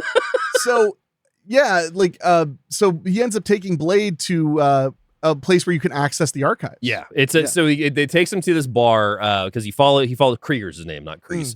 Follows Krieger to this bar, which is there's a bunch of vampires that are out front. The valets are vampires, the doormen are vampires. Inside there's a vampire show going on. Yeah, which is creepy. Yeah, it's literally almost all Asian businessmen watching little two schoolgirls sing and rap. dance. Yeah.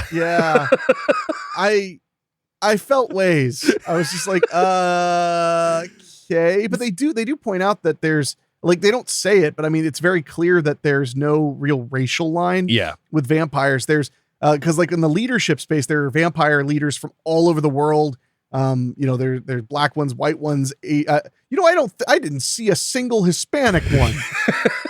I think those are in the second movie. No, you know why? Too Catholic. You can't beat them. That's fair. So I'm proud now. So Krieger sees Blade, of course, and he starts running. Blade's right behind him. He ends up kicking his ass in the kitchen, and he's like, where are the archives? Like, where were you taking the blood to? And he's like, it's in the freezer. And Blade thinks he's fucking with him. Yeah. So he beats him up another time. He's like, no, man, I'm serious. So Blade opens the door, and we just see this cavern. Yeah, it just goes down into this Bruce Wayne level cave. Yeah. A barbarian cave. Yeah. So they end up following it down there, and that's when we run into Pearl, which is this gelatinous Jabba the Hutt-esque creature. Like, I don't like it's a larger bodied individual.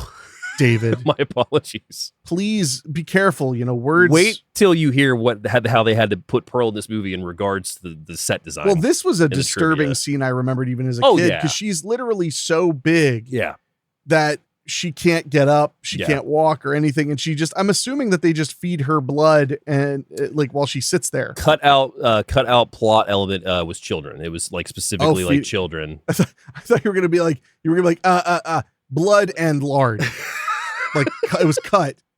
But yeah, specifically like Baba Yaga, the children. I think there's a whole element of like the Hellboy lore that Baba Yaga strictly ate children. That's kind of the same thing with Pearl. Baba Yaga was like the woman boogeyman in some cultures and stuff like that. The brujas of Portugal and Spain, which my grandpa used to tell me all the scary stories he heard about witches supposedly living in the village he grew up in. Yeah. His grandma used to tell him these stories about that, and I don't know the Portuguese. I don't speak Portuguese. But it's the hombre del saco is what they call him in Spanish cultures. That's how I learned about him later. But my grandpa would tell me these stories like there was no flavor either. I mean, he just told them to me as a little kid, so he didn't use any Portuguese words. He was just like, this guy with a sack's full of kids' body parts. Yeah. And I remember because my grandpa would tell me, I'm like, whoa. And then when I got older, I'd be like, remember that story about the guy with the sack? He was like, yeah. And I was like, you didn't wander away from grandma much, did you? And he was like, hell no. He was like 5. Yeah, I bet. Yeah. She's just like, yeah. See that guy? They just picked some guy. Yeah. Walking down the street who had a sack. I'd be like, full of children's body parts. My Bad God. children's body parts. So Pearl has like monitors in front of her, is also translating the vampire text as well, and also has Deacon Frost like basically on video chat, and starts freaking out because Blade's here. So I guess they have reflections. Yeah, I guess so. So starts freaking out because like, oh my God, Blade's here. Frost, you said you protect me. And of course, Deacon's like, yeah, hey, Pearl, shit happens. Like, die with some fucking dignity. Sorry. And they interact with Blade briefly. He's just like, hey, Blade, I've heard you've been looking for me. And Blade's like, yeah, I'm going to find you soon. He's like, yeah, okay. Closes the laptop, basically. I love, by the way, really quick side note, when he's talking to, what's her, the Karen. Yeah. When he's talking to her, he says at one point, like, forget all the bullshit you've heard in movies. These are real. And all I wanted her to respond with was like, what bullshit? I'm not a friggin' nerd. I kind of wanted her to say that just because I'd be like, hey, I'm the one sitting here in my living room alone watching Blade. Well, and I also love, too, because we glossed over it, when they go back to see Whistler the initial time after the first run-in with Krieger, he gives him this UV flashlight thing that he's been working on, and there's my favorite exchange where he goes, it's still kind of heavy. Still heavy. Well, you're so big. He just looks at him like, well, you're so big. Yeah. No, their back and forth is so good. It is. It's so solid, and it's very mentor. Well, but it's more than that, because like I said, there's definitely Whistler has this degree of separation. Yeah. But it's clear that Blade has broken that. Yes. But it's almost like that's his personality now too, because it's been so long. Yeah. So he's just used to it. He knows that like Whistler's never going to like give me a hug or anything, but Whistler will like, I'll know by when I got into a really bad fight and I walk in there, I can see the concern on his face. He wants me to be okay. Yeah. So it's a really sweet element to the movie. Blade not only, says the comment about, he makes the weapons, I use them, but also like Blade's aware that like Whistler's kind of dying because Whistler has cancer. Not kind of dying. Well, he's dying. He's dying. Yeah, Cancer. He's dying. Yeah. Which I guess that's why he was, he wasn't holding back on those Marlboros. Yes, not. No, those light 100s, because that's or was it just the box? The box, but also the cigarettes look like light 100s. I will say that. Because usually they hide they don't show the actual logos. Yeah, at one point in the movie, you briefly see like the outline of Whistler's cigarettes he's smoking, and then you also see the cigarette at one point, and they look like light 100s. And I was telling the guys last night, for Whistler to smoke those, it just doesn't seem like his character. Like Marlboro Reds all the way. I just imagine he was like, my little Asian lady doctor told me I can't smoke the strong ones no more. At least it wasn't a pipe. Whistler totally could have smoked a pipe. Oh my God. That would have destroyed him. I mean, cigar would be more fitting, obviously. Oh. But I think the only person that smokes cigar, and this is Donald Logue. Yeah. And I can imagine he has a beautiful humidor of Dutch Masters and White Owls to choose from. So back to Pearl. Pearl's freaking out, obviously, and Blade's like, what is in this vampire text? We see this diagram basically of this cube that closes, and they go down in this cavern, and like there's going to be like several people sitting around the circle with one person in the middle that's going to inherit this power. Like that's all really that we can tell. It's a prophecy, like a end of times prophecy thing. Yeah, and it's pretty obvious even before he fully says it that the reason Frost is who gives a shit about Blade is because he needs Blade. He wants Blade around. Yeah. Blade's part of his plan. It's very obvious because Frost while he is reckless, he's not crazy. No, he's not. That's very clear that he's calculated. Yeah. So Pearl ends up getting killed because the UV light ends up getting used and ends up frying because Karen is the one handling it and tortures Pearl. So she dies because someone kills her. Yeah, dies because someone kills her. Dies because the UV light fucking melts her. Yes. Boy, does it. Probably smells wonderful, too. Oh, well, I mean, there are so many smells in Blade I can only imagine and prefer to only imagine. So, but before the death happens, like Blade's asking questions, and it's just like, okay, well, you don't mind then if I go in this room right here where this door is, blows this door open to the archives after Pearl is dead, revealing all the vampire texts of the Bible in glass cases. Yeah. So they are right in the heart of all this. While they're looking around and like he's explaining it to Karen, we see this little girl literally running around the archives, and Blade catches onto it and he starts following her and goes to help her, only revealing that it's a trap because now Donald Logue and his goons have showed up and they are ambushing them and actually start beating Blade and even taking the sword. Yeah, which reveals that his sword has a trap mechanism, which we saw foreshadowed earlier. Yeah. Which blows a guy's hand. Blows a guy's hand off. And I love Donald Logue just becoming a malted milk dud throughout this movie. And like the moment he heals a little bit, he just gets even worse. more fucked up. Yeah, because not only does the guy's hand gets completely blown off and Donald Logue's just laughing about it, but then we also see that Blade obviously never leaves without backup, so Whistler is close by, blows a hole in the side of this building with one of my favorite lines, which is, catch you fuckers at a bad time. And I love that the only things I know about Whistler are he has cancer. Yeah. And he doesn't believe in cover. He does not. Anytime he's fighting, he stands in the middle of the room just shooting a shotgun. Yeah. So he just starts laying waste to the rest of Deacon's men and whatnot. Blade and Karen end up escaping out into this area that is a huge subway tunnel. So they are like grabbing the side of this, hugging the side of this as these trains are going by like every few seconds. And this leads into a chase with the other vampires coming after them. There's a whole fight that occurs between Donald Logue and Blade, but also we see Whistler go down into a manhole at one point, so he escapes fine. Very Ninja Turtles. Very Ninja Turtles. Like, I wanted him to drop that. Do. So this also leads us to Blade literally taking Quinn, Donald Logue, running his head against the train as it goes past, only after he chopped his arm off again. Yeah.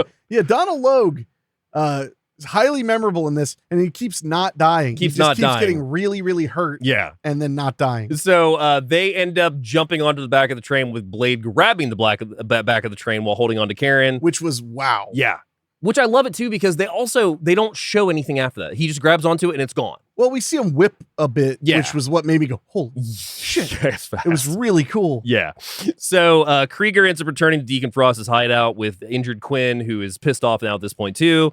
And Krieger ends up getting killed because he's pissed Deacon off at this point, and that's when the whole interaction. Oh, Deacon would just kill a guy? Throws him in his little, what is it, infinity pool he's got out front of his house, the apartment. Yeah, with the ducky floating in it.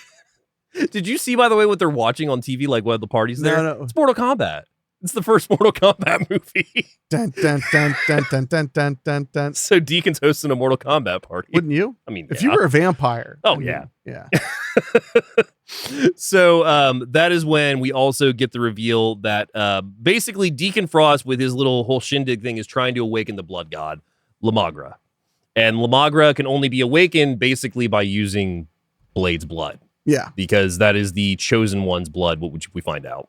I like that the name is Lamagra after it's like it came from a dead language and then you guys translated it and then it became Spanish sounding. Yeah, fair. But I like the reaction though when they're like when the lead vampires hear that, they're just kind of like, you're trying to summon Lamagra, a fairy tale. Yeah. Which I thought that was just a really cool side note, is that it's like, oh yeah, people whisper about that, but nobody believes it. Yeah, well, because they also need the 12 pureblood vampires along with Blade for this ritual to go, which leads into Quinn being like, why are we keeping this guy alive? Like, why can't we just kill him? And he's like, I need Blade, and like, when the time comes, we'll kill Blade, but like, till now, just chill out. Which then was the great cut, because you have Deacon and Donald Logue like face to face, and then we cut over to the scene where there's two faces in a car like kissing, but it turns out it's Mercury, Deacon Frost's woman. Yeah. So we reveal that they've kidnapped Udo Kier's character, the like head chancellor vampire guy, and they're going to cook his ass in the sunlight. Yeah. Well, they're not just making out. They're putting on the super thick sunscreen, not suntan lotion. Yeah. That would be, I just want to get a bronzer on. No, but it's Sunscreen, great. They're wearing, and it's so thick. Yeah. And it makes them look even more ghoulish, which is pretty cool. And this whole sequence where he kills Udo Kier is really interesting. He's just talking to him and then slowly starts undressing him, which is interesting. Well, not to mention he steals his fangs because he needs to have proof that he's in charge now. He rips his fangs, he defangs him, literally. Because Deacon is just like, how long has it been since you've seen a good sunset? Oh, that's right, you're a pureblood. Like, you've never seen a sunset. Never had the pleasure. Well, guess what? We're going to enjoy it together. Yeah. And he basically is like, Frost, like, you're never going to win. And he's like, you just don't fucking get it. So he takes his teeth and they put on biker helmets and biker gear to protect themselves while Udo Kier just opens the Ark of the Covenant when the sun hits he him. Meltsplodes. Yeah, he meltsplodes. It's gross. Yes. And right around the same time, by the way, although it's not like a scene worth breaking up a ton. Yeah. Karen is with Blade, who's hurt, and he ends up injecting himself with a serum. Yeah. And that's where we get full confirmation that he's a kind of vampire. She says, you're one of them. And he says, no, I'm something else. Well, because he, earlier in the movie, like very early on, he goes to see this guy that has the garlic shop and whatnot, like the Essence shop. And that's when we get the idea that he's like, you're a week early. And he's like, yeah, I need it already. He's like, I was afraid you'd get a tolerance. You'd build a tolerance. So he's injecting a kind of garlic serum himself. Yeah. And it seemed like what he injected himself with, that was like blood to give him power. Cause, we find out, very soon that Whistler found him. He was killing people when he was young. Homeless people. Yeah. He was feeding on homeless. And Whistler ended up taking him under his wing and trying to figure out ways to help him not be a full-blown almost killed him himself. Vampire. Yeah. Well, and I'm sure he was ready to shit himself when he saw him walk in the daylight. Probably. Yeah, that would be the bad day when you're just like, I hunt vampires, and then one's just walking out of the 7-Eleven. You're like, fuck. Yeah. So yeah, we also get around this time that Karen, it's a hilarious scene because Karen's just like, I want to show you something. And she like puts this test together with dropping this one drop on this slide under the microscope, and Blade goes to look in the microscope completely. And she tells him like, step back. It's highly reactive. And he's like, and it looks down and it blows up. And Whistler is highly amused.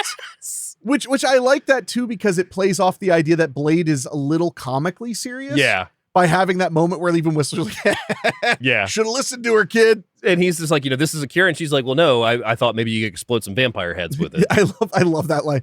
Not exactly. I figured you could explode some vampire heads with it. He's like, So this leads then to Blade going or to Deacon going to the board and basically tells them, I'm in charge now at this point, and essentially kidnaps them from this point. Yeah. So for a change of pace, he starts kidnapping. Kidnap heavy movie, man. Yeah. So that is when Karen is confident, though, also with what she's doing with Whistler, that they are able to hopefully find a cure for Blade. But they don't know. Well, for her and hopefully Blade. And hopefully Blade. Yeah, for her specifically. Because she's so early in her infection, there's a higher likelihood it'll work. Well, and Whistler even says at one point, because she's in the bathroom and you can see that she's weak. And he's like, you don't look so good. And he goes to peel the Band-Aid back. And he's like, I guess we didn't catch it in enough time. I'm sorry. A day, maybe two. Yeah. So she is kind of down to the clock at this point. So this leads into Blade is walking the street looking for Deacon, gets like a spidey sense almost. Yeah, well, this is daylight. Yeah. He's in the daylight looking for Deacon Frost, and it gets like a spidey sense. And across the street, we see Deacon is, looking at him, but also has like a little girl that he's holding on to. And it's in Chinatown. Yeah. So here's the thing. I didn't get a sense of a spidey sense. Mm-hmm. What I got was that feeling. I could see that. Like you're being watched, hunted. Hunted. Yeah. A Sonny Landham and Predator. The edit is just weird because like you have kind of like the and like zoom in and then it's just because he's across the street and they use, it's very Jaws, like they're using the passing trucks. Yeah. To like help kind of separate things and cut back and forth. Yeah. So, but I just got the sense that it was more that he just knew like something dangerous is watching me, and that's like built into you to know that. So Deacon, is just like, wow, Blade, like I can't believe I'm in front of you. Like he's kind of like a big fan, like kind of thing almost, and tells him that he wants to make a truce. He doesn't want to fight him. He doesn't want he wants to be able to come together, and they can have this bond, and like he can use them. They can rule the human race together. And Blade straight up was just like, no, fuck you, dude. Well, and he's also pointing things like, what, you think the humans will ever accept you? Yeah, like I'm your shot at being accepted. Yeah. I'm the one person who would believe you're totally cool with me. Yeah. And even with the haircut. And and Blade rejects him, and Deacon gets pissed. He ends up throwing the little girl across the street into a hot dog cart that like just breaks apart when she hits it. No, she's like, it's a full blown like slam shatter. And so he shoots at Deacon. Yeah. And that's when we see bullet time. Bullet time, pre-Matrix. But also we have never seen a vampire do that before. No. So it suggests that Deacon's into something. He's got something going on. Something's going on where he's becoming really powerful. Yeah. So he goes to save the little girl. She almost gets hit by a bus. He saves her. He's like, get home. So by this point now, he knows that him and Deacon are going to have a showdown. So this all leads to back to the hideout, where we see that Karen and Whistler are still there. And unfortunately, Deacon and his men invade. Yeah, and Whistler kicks some serious ass, but there's just too many of them. Fucking drops that gun from the top of that light, man. Yeah, it was one of those hanging fluorescents. Yeah. And it was just on top of it was a full-blown shotgun full of vampire killing rounds. Yeah, and he gets a couple. Karen even gets one too, but unfortunately, Deacon and his men seize them. Yeah.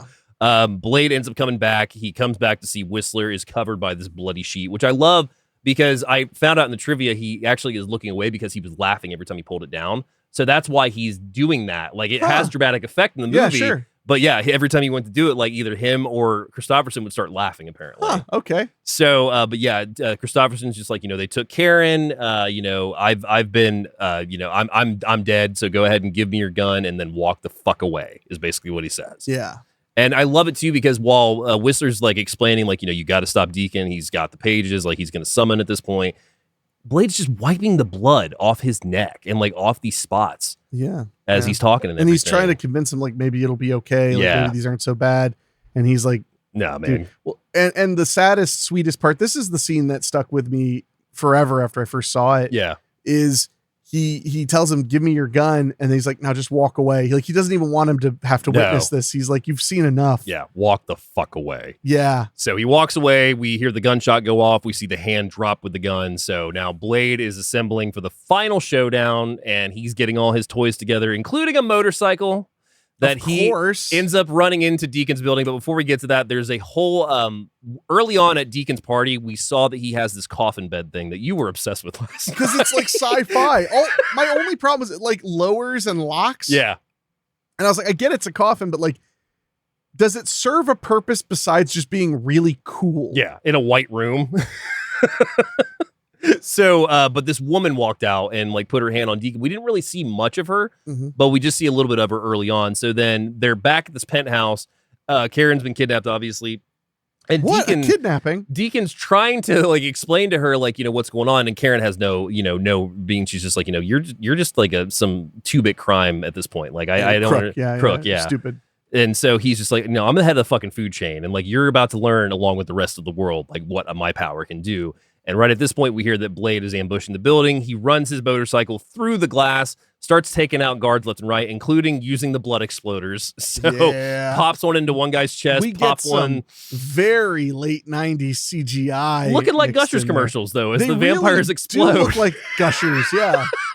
Try the new Gushers Extreme Hemoglobin. So this ends up leading Blade into that room with that coffin. The coffin opens, revealing Blade's mom. Yeah, his mother's not dead after all. And also reveals that Deacon Frost was the one that turned his mother into a vampire and essentially created Blade. Which means basically pulled a Burton's Batman. Yeah. They were like, I whatever I do, I'll catch who killed my parents. Well, good news. The guy you're fighting did it. Did it, yeah. How convenient. How convenient. So naturally, Deacon and his men come in and ambush Blade. They kidnap Karen and Blade once again and take them to this huge temple at this point. Did they ever establish the idea or suggest in any way that Deacon made Blade on purpose? No.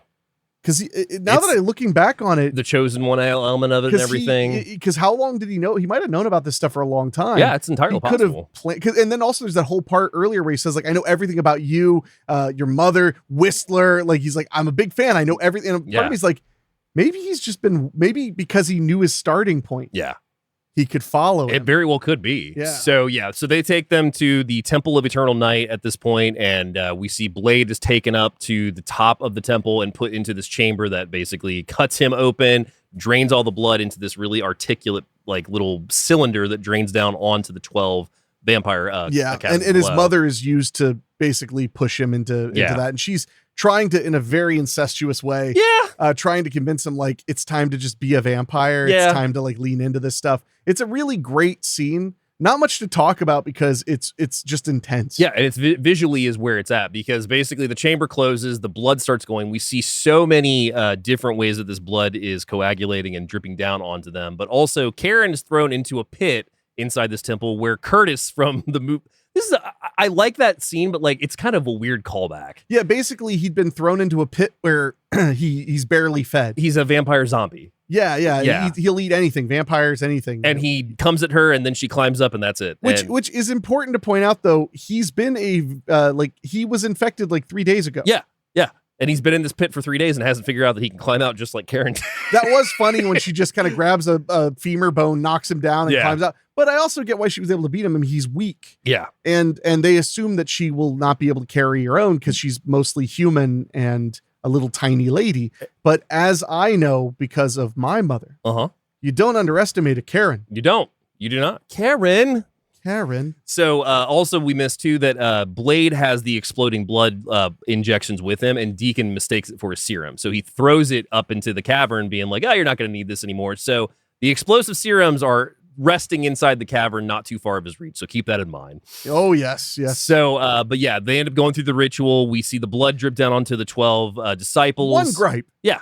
That Deacon's girlfriend kills one of the disciples out of anger earlier, and then nothing seems to come of it. Yeah. Like everything still works. And I was like, I thought they had to have each one, but she like kills him with Blade's sword. Yeah. And he turns into ashes. Yeah. So that part confused the shit out of me. I was like, wait, but how does it still work when like one of the main guys is gone? Yeah. I mean, Deacon Frost, he has a lot, like you've already said, he has a lot in common with Joker's henchman kind of thing. Like there's a lot of that similarity there. Yeah, he is a lot kind of Joker coded in some ways, but he's not crazy. Not crazy, no. But in fact, one of the funny things, and since we're getting to the thrilling conclusion, I'll mention, I knew a lot of people when I was growing up who were obsessed with Deacon Frost. Oh, I could see that. I knew a very cringy dude who insisted his nickname be Frost. Okay. He grew up to be David Denoyer. No, I'll kill you. No, I know Draven. I know you weren't Deacon Frost, Draven. No, but one thing about Deacon, he's not, I don't find him to be very cool. He's a petulant child. Yeah. That's probably the biggest, kind of character trait he has, other than being very smart. He literally gets outsmarted super simply, in my opinion. Like, that's avarice. I mean, yeah. That's he denies that he can, because he's fulfilling a prophecy and all this stuff. I mean, that's a fair point, but I mean, like, he's smart as in he was able to research all this stuff. He was able to get everybody together the way it was. He had like a plan for everything, but he's also just this petulant, me, narcissistic child. Yeah. And even some of the elder vampires say, like, you are all going to die when he does what he's going to do. Yeah. Like, you'll be no different. Well, and I love the fact that, like, so when the blood starts dripping on the elder vampires, they start having like the whole curse thing happen to them. But the fucking demons that literally like open their jaws. They're skeleton angels. Yeah, skeleton angels like, that open their mouths and fly out of them. Flying with no wing. I mean, their wings are bones. Yeah. But it's really awesome looking, even for, CGI of that era. It looks pretty awesome. Good, yeah. And they're spinning around and flying around. And they start flying through Deacon, giving him their power. Yeah. I guess. So by this point, Karen has gotten back to Blade. She's opened the chamber up and she's like, feed on me, like get your power back. So Blade ends up, feeding on her. And by this point, Frost has completely transitioned into Lamagra. Well, there's a great part where somebody goes, Frost? He goes, not anymore. Yeah. So, and of course, naturally with Blade being Blade, he has to shout Frost's name several times as he's trying to get to him. I kept imagining that like he'd like punch a guy and go, Frost, punch a guy, Frost, punch a guy, Frost. So it gets down to Frost, but at first Quinn has to come to him, which Quinn thinking that he can hit him with a knife and that's going to do the thing, whereas Blade just takes a line and decapitates him to get his sunglasses back as the techno music soars up. Damn right. Yeah. And once he puts the sunglasses on, you're like, it's time. Yeah. So he starts laying waste to Frostmen once again, and he's doing the sword tricks. Karen's also fighting Mercury upstairs, which she ends up having a really awesome kick and killing her ass. Yeah, she stick her and then kick it in deeper. Yeah. So, it's really cool. So yeah, Karen deals with Mercury, and eventually Frost and Blade have their face off, and Blade, apparently not realizing how powerful Frost is, goes to cut him in his arm, then cuts him at the waist, and we see the blood reconnect and come back, and Blade has the turnaround of, what the fuck? Yeah, he mouths it. Yeah. Which, when I saw that, I was like, for real? Yeah.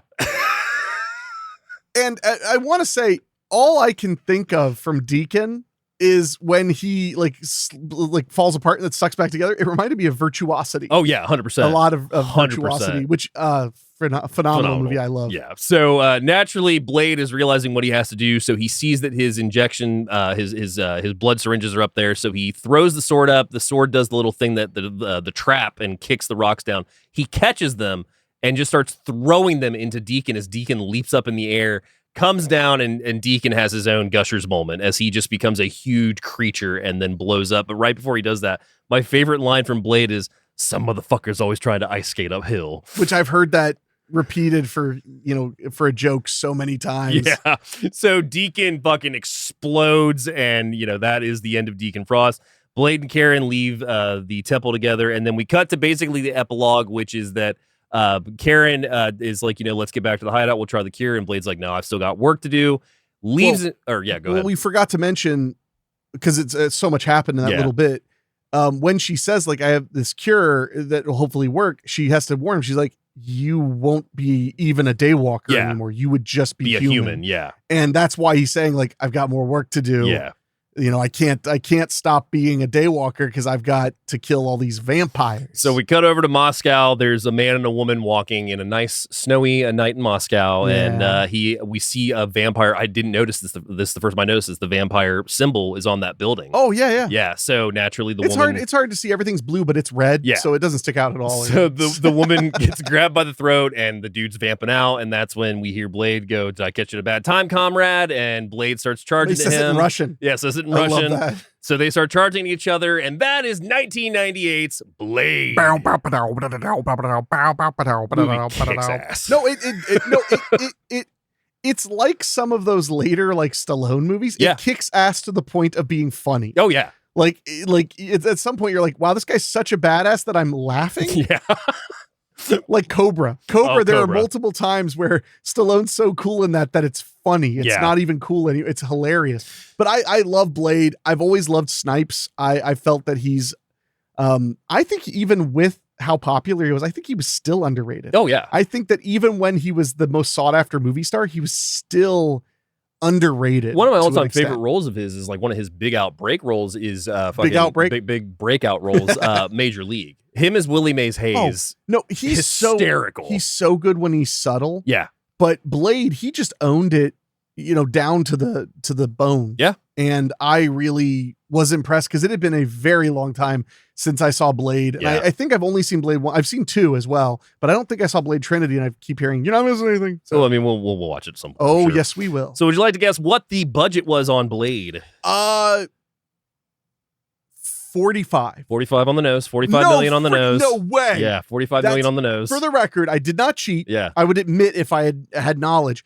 That was just guessed on the era and what they used to spend on blockbusters that weren't Terminator 2 or whatever. So and also, like, weirdly enough, the blockbusters that were somewhat of a surprise. I mean, Blade was going to be a big movie. Yeah. Tended to not be the $100 million movies. Yeah. They tended to be still in that like safer realm. Target. Yeah. Yeah. Wow. I can't believe I nailed it. So 45 million on the nose. Opening weekend, which is August 23rd of 98, it goes and makes 17 million, grossing in US and Canada 70 million, and ends up grossing worldwide $131 million. Wow. So it was a hit. Well, and it's important to keep in mind in this era too, it probably made 4 million fucking buku on video. Well, and pay-per-view. Yeah. That's something people forget about. Yeah. But there used to be, you probably never ordered pay-per-view. Oh, we did. Patch Adams. No. We had to call the box in, and we had to have. And you had to wait till the time. Oh yeah.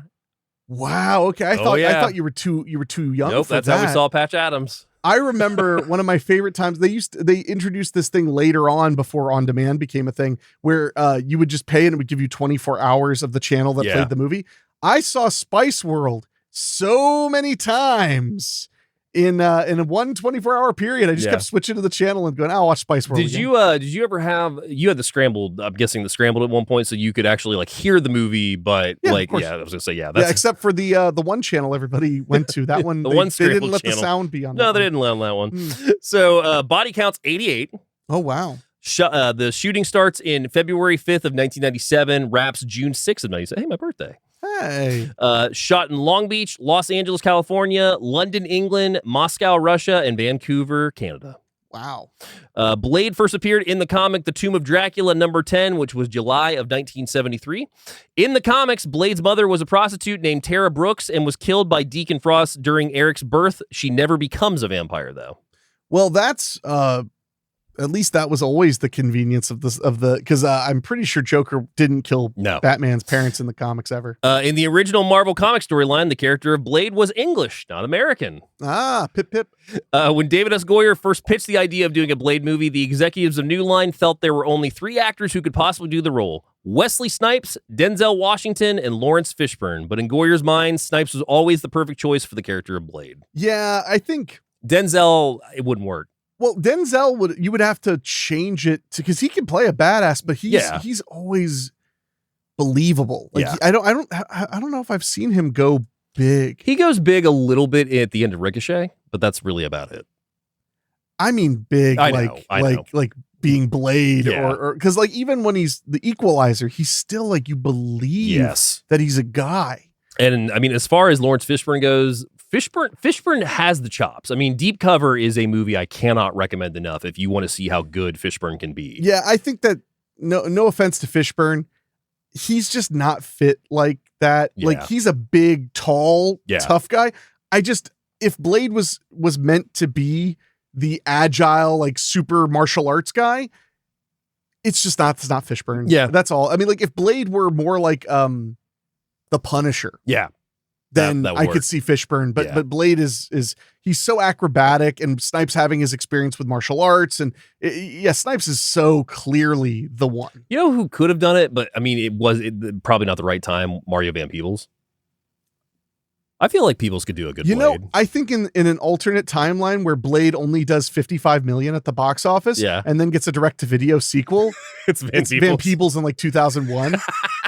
And we'd be doing a podcast about like those Van Peebles ones are underrated. That's pretty good. That'd be us. Yeah. Pretty good, bro. Jet Li was offered the part of Deacon Frost, but opted to do Lethal Weapon 4 instead. Skeet Ulrich lobbied hard for the role of Deacon Frost, but eventually was turned down. Wow. Yeah. Skeet would have done all right. Skeet would have done fine. Yeah. Stephen Dorff modeled Frost on several other villains, especially Jack Nicholson's Joker in 1989 Batman. There is that part where he goes, wait till they get a load of vampire. Vampire me. Kris Kristofferson's character Whistler was created for Blade's cameo on Spider-Man, the animated series in 1994. He was liked so much by Marvel's CEO that he was adopted into the Marvel Universe. Wow. Yeah, so Spider-Man, the cartoon is where he came from. Wow, okay. Wesley Snipes was interested in doing a Blade movie adaptation of a movie adaptation of Black Panther comics when he was offered the project. He said that he was unfamiliar with Blade comics, seeing more of a connection to the blaxploitation heroes of the 1970s. I just approached him as this really cool character where I'd get to do martial arts and wear a leather suit, he said. I mean, and he nailed 100%. it. But I think that's what helped Blade so much, because in a time period where superhero movies were occasional hits. Yeah. You know, Batman was unusual. Superman was a thing until it wasn't so much.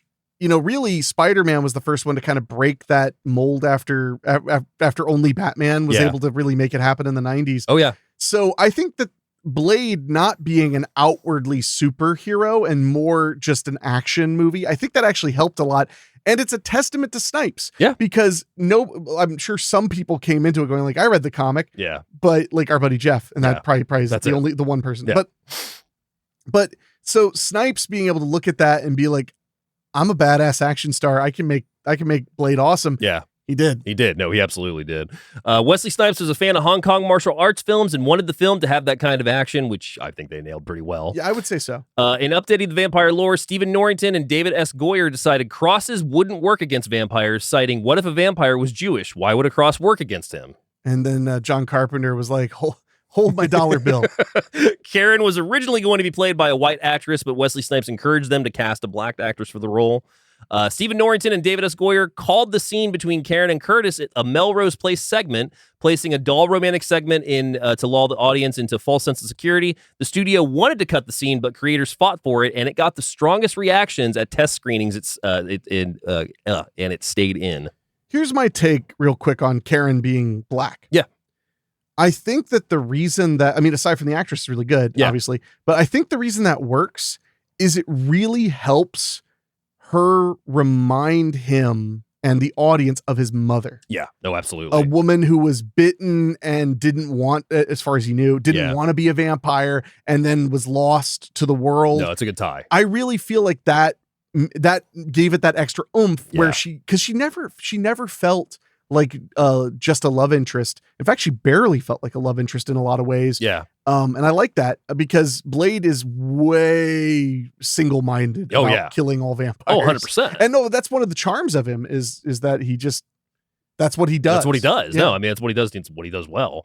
When Karen first meets Whistler, Blade can be seen holding a map of New Orleans. This is not only implies the city they are in, it is an homage to the comic books. Many stories in the Blade series occur in New Orleans. Well, New Orleans was a popular place to set vampires a lot because of like the combo of voodoo, hoodoo culture and Anne Rice's books. And Anne Rice's books and the idea of like this, like, and the combination of like the plantations with the zombies, because zombies, the original voodoo zombies were slaves. So there's a lot there that makes sense for, and also it's just those big plantation mansions and swamps are just cool. Cemeteries that have the bodies above the ground. Yeah, and New Orleans, downtown New Orleans, like it's really cool looking. Yeah. There's a lot to that. Oh yeah, I mean, they put a fucking vampire in Red Dead. Well, I mean, they put a Nosferatu basically. Yeah, they put a Nosferatu. But it's all about that. And plus, I mean, you know, it was New Orleans so good they put Bad Lieutenant there. I love poor New Orleans. In the scene where Blade is chased to the subway train passing by, all the passengers are cardboard cutouts with special effects man among them. That's funny. Yeah. Okay. Stephen Norrington stated in the cause of Pearl's obese size was a creature gaining a cannibalistic lust for infants and children as he loves to eat their hearts. Ew. Yeah. Pearl was so large that the set had to be built around him. It was about 700 pounds of latex skin that had to be moved from a forklift. It took 4 people to perform, 1 at the head, 1 at each arm, 1 operating the feet. He's surrounded by the use of blood bags and debris, but originally they wanted dead children scattered around as well, seeing as Pearl was too big to move around easily and would need easy way. Gross. Ew. People don't think about enough what a massive change it was when silicone became a easy to use makeup option. When everything was made out of latex, things were really heavy. Oh yeah. Like crazy heavy. Yeah. A great many handheld shots were accomplished with a special anamorphic lens camera that also had single unit sound, the only one of its kind in the world. Single unit sound. Mm-hmm. That's what it says. I don't know what that means because they didn't record sound on film at that. I mean, that was a thing that stopped in the 60s. Take it up with Charles IMDb. I will. Chuck, I'm coming. Blade spins and leaps onto a ledge, but it was a tricky move. They shot nearly 10 takes, but each time his body bounced on the wall and he missed catching the thin ledge. They resolved the issue by having Snipes' stunt double stick the landing. Oh, I mean, that's what he's for. Yeah. The scene where Quinn attacks Karen in the hospital corridor features lots of screaming, but they knew something was wrong when Logue started screaming too. During the tussle, he felt his face, he fell face first onto the hard floor and completely dislodged his jaw. He had it broken in an accident years prior, and opening his mouth too wide and too fast caused it to unhinge. They were filming in an abandoned hospital but had to rush to a real one. But I've got this guy who's dressed as a third-degree burn victim, essentially naked, running in with his jaw hanging down. The room cleared out pretty fast. Where was that? I mean, because I know they filmed, I'm assuming that the interiors are mostly Vancouver. That's what I'm guessing. Yeah. Wow, that's a hell of an afternoon. I was going to say if it was LA, you know, a lot of them be like, yeah, you're making a movie. But in Vancouver, they're probably like, oh dear, what's all this then? Quinn originally had a much smaller role, but Donald Logue was so funny on set that his character was expanded and he was allowed to ad-lib a good portion of his dialogue, which you can tell if you know him. Oh, yeah. While discussing the character of Deacon Frost, Wesley Snipes described him as kind of a guy who ice skated uphill. Stephen Norrington and David S. Goyer loved the phrase so much, they worked it into the film. Nice. Wesley Snipes couldn't stop laughing at the scene where Blade tries to help a dying Whistler while wiping his extremely bloodied body with a small piece of gauze. It is a little silly. David S. Goyer explained in the DVD commentary that the scene where Karen touches Blade's sword was originally longer as she went on to discover a weird hybrid infant of some kind floating in a tank. It came with a jump scare, and Goyer said he thinks it would have scared the living shit out of the audiences, but New Line felt it was too horrible.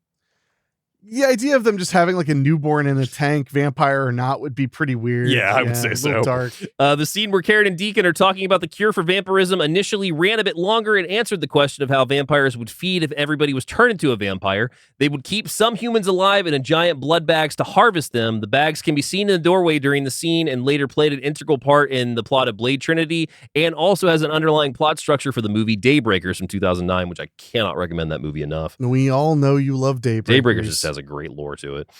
Stan Lee originally had a cameo that was ultimately cut from the film. He played one of the cops that came into the blood club during the aftermath to discover Quinn's body on fire. He was like, this club is full of blood. A deleted conversation from the script explained how Blade's sword originally belonged to Whistler, who himself was part of a long line of vampire hunters.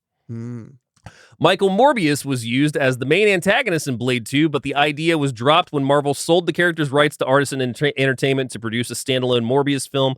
The vampire on the rooftop and the alternate ending in Morbius is played by director Stephen Norrington. Morbius eventually made his live-action debut in Morbius 2022, played by Jared Leto. Wow, so Artisan bought the rights and didn't do anything with it. Yeah. Because Morbius was a big part of the Spider-Man cartoon I watched. Yes. And that's where I first saw Blade in that cartoon. Yeah. The first cut of the film was 140 minutes long and had a disastrous test screening with audiences and heavy edits. Reshoots were implemented, which delayed the release date more than half a year. The most significant change was the addition of the final sword fight between Blade and Deacon Frost, which did not exist in the original version of the movie. Oh, wow. Yeah. Yeah, it needed that little punch. No, it definitely did.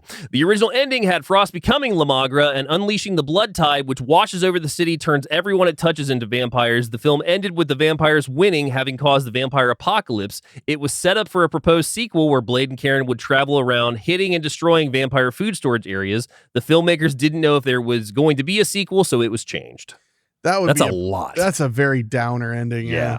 The movie has a surprising amount of similarities with The Matrix 1999. Both feature a character who learns that really they live in a facade. It is, in fact, invisibly controlled by an outside force. There is a small underground group of fighters battling the invisible oppressors. The protagonist is dressed in a long trench coat, and the action leans heavily on martial arts. The hostage scene, around an hour and 12 minutes, even features a bullet-dodging moment similar to The Matrix famous bullet time scenes. All these similarities are coincidental, though, since Blade was released a year before The Matrix, and The Matrix had been written, planned, and storyboarded long before Blade was released. John Carpenter's They Live enters the chat. Marvel only made $25,000 from this film. They were not in great shape in the 90s. No, I mean, you can see that in the movie The Ambulance with the Stan Lee cameo, where Eric Roberts is working for Marvel. Right. No, you're right. Yeah. Wesley Snipes reprising his role as Blade 26 years later in Deadpool and Wolverine would pass Hugh Jackman as Wolverine for the longest tenured Marvel character in live-action film series. Yeah, that makes that makes sense. The success of the film, especially since it followed, or the success of this film, especially since it followed the derided Batman and Robin 1997, is often considered the beginning of the rise of the superhero genre to become dominant in mainstream film. What are your final thoughts on Blade 1998? Man, this one's tough because I don't know if it's an own it. It is for me. That's fine. No, I just don't know if it's an own it. Because it's awesome and fun and it's memorable, but a lot of that's nostalgic. Yes, absolutely. For me personally. Yeah. So, I mean, if you're nostalgic for the 90s action era, if you're nostalgic for, really kind of prototypical modern superhero movies, then it's definitely an own it. But I think in general, it's just like, you should definitely see it once and it'd be worth paying to rent it for sure. Cause like, I don't know if I'm going to run out and get the 4K, but I thought the 4K was incredible. Yeah.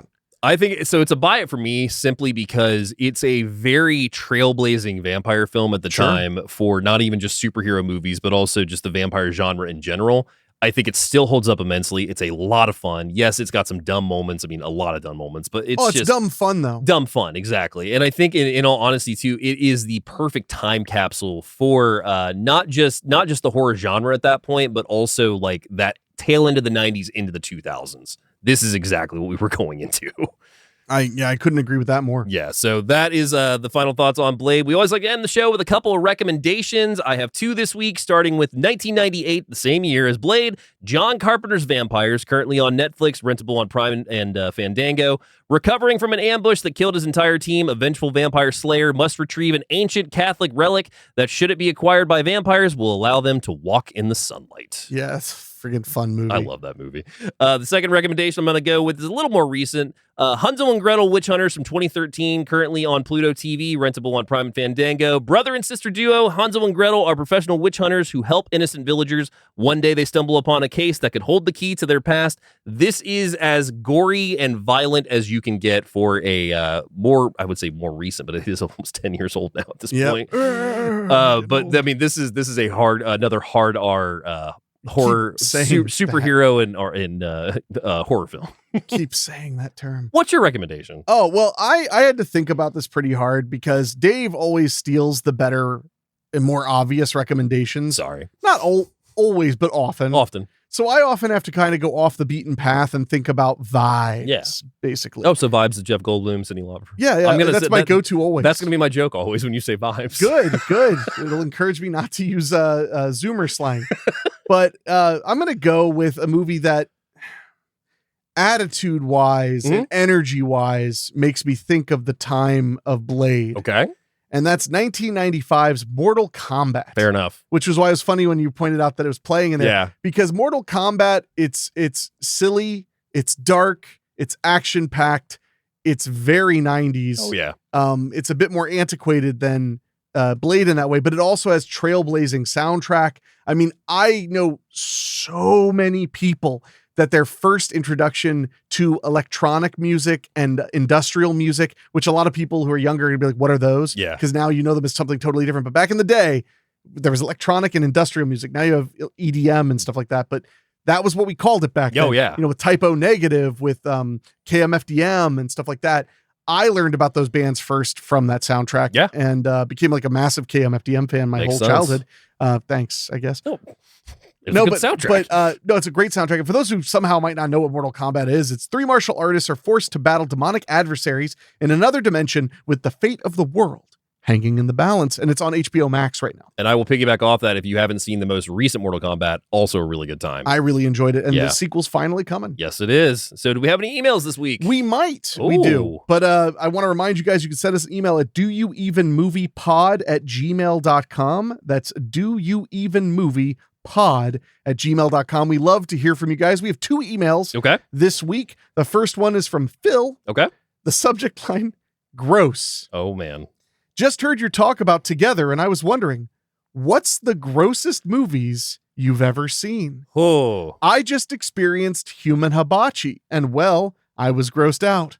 Also, have you seen Human Hibachi? I thought it was a trip and a half. Phil. Human Hibachi, I'm not familiar with, so I'm going to look that up real quick. I don't know that one, surprisingly enough. One that always comes to my head is the movie that legitimately once almost made me nauseous is Peter Jackson's Brain Dead, a.k.a. Dead Alive. Really? Dead Alive has some really gross things in it. Yeah, when they're eating the ear. And the porridge scene. I mean, some of those early Jackson, like Bad Taste and Brain Dead, a.k.a. Dead Alive, are pretty heinous when it comes to like the content that are in those movies and pretty gruesome with the effects they have.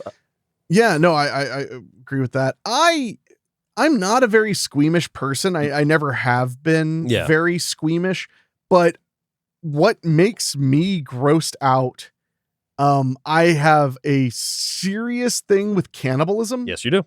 And if it's depicted a certain way, it really bothers me. It really makes me sick. Also, funny enough, not blood drinking, blood sucking. Yeah. So like when Blade's like sucking on her neck, like it literally makes me squirm. The idea of that makes me want to puke. A guy who, watched Cannibal Holocaust while eating a Hungry Man dinner. You did. I did with a girl who also had a Hungry Man dinner. Yep. Even though I told her like, that's not for you. No, but, I don't get, very easily grossed out. It's definitely more context and the way I feel. Yeah. But as far as movies that are just gross, I mean, Society. Yeah, absolutely. Very gross. Together. Together had some gross stuff. I thought it was, it was great.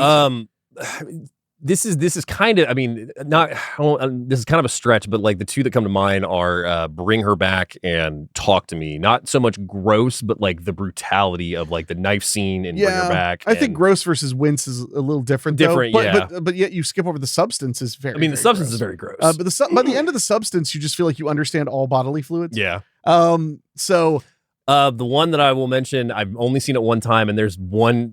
Oh God, I can't think about it right now because it's just making me nauseous. I think it's called The Last House in the Woods. It was a part of that either the After Dark Horror Fest films or it's around that same time. It may not be that specific team or whatnot, but yeah, there's one that's like The Last House in the Woods.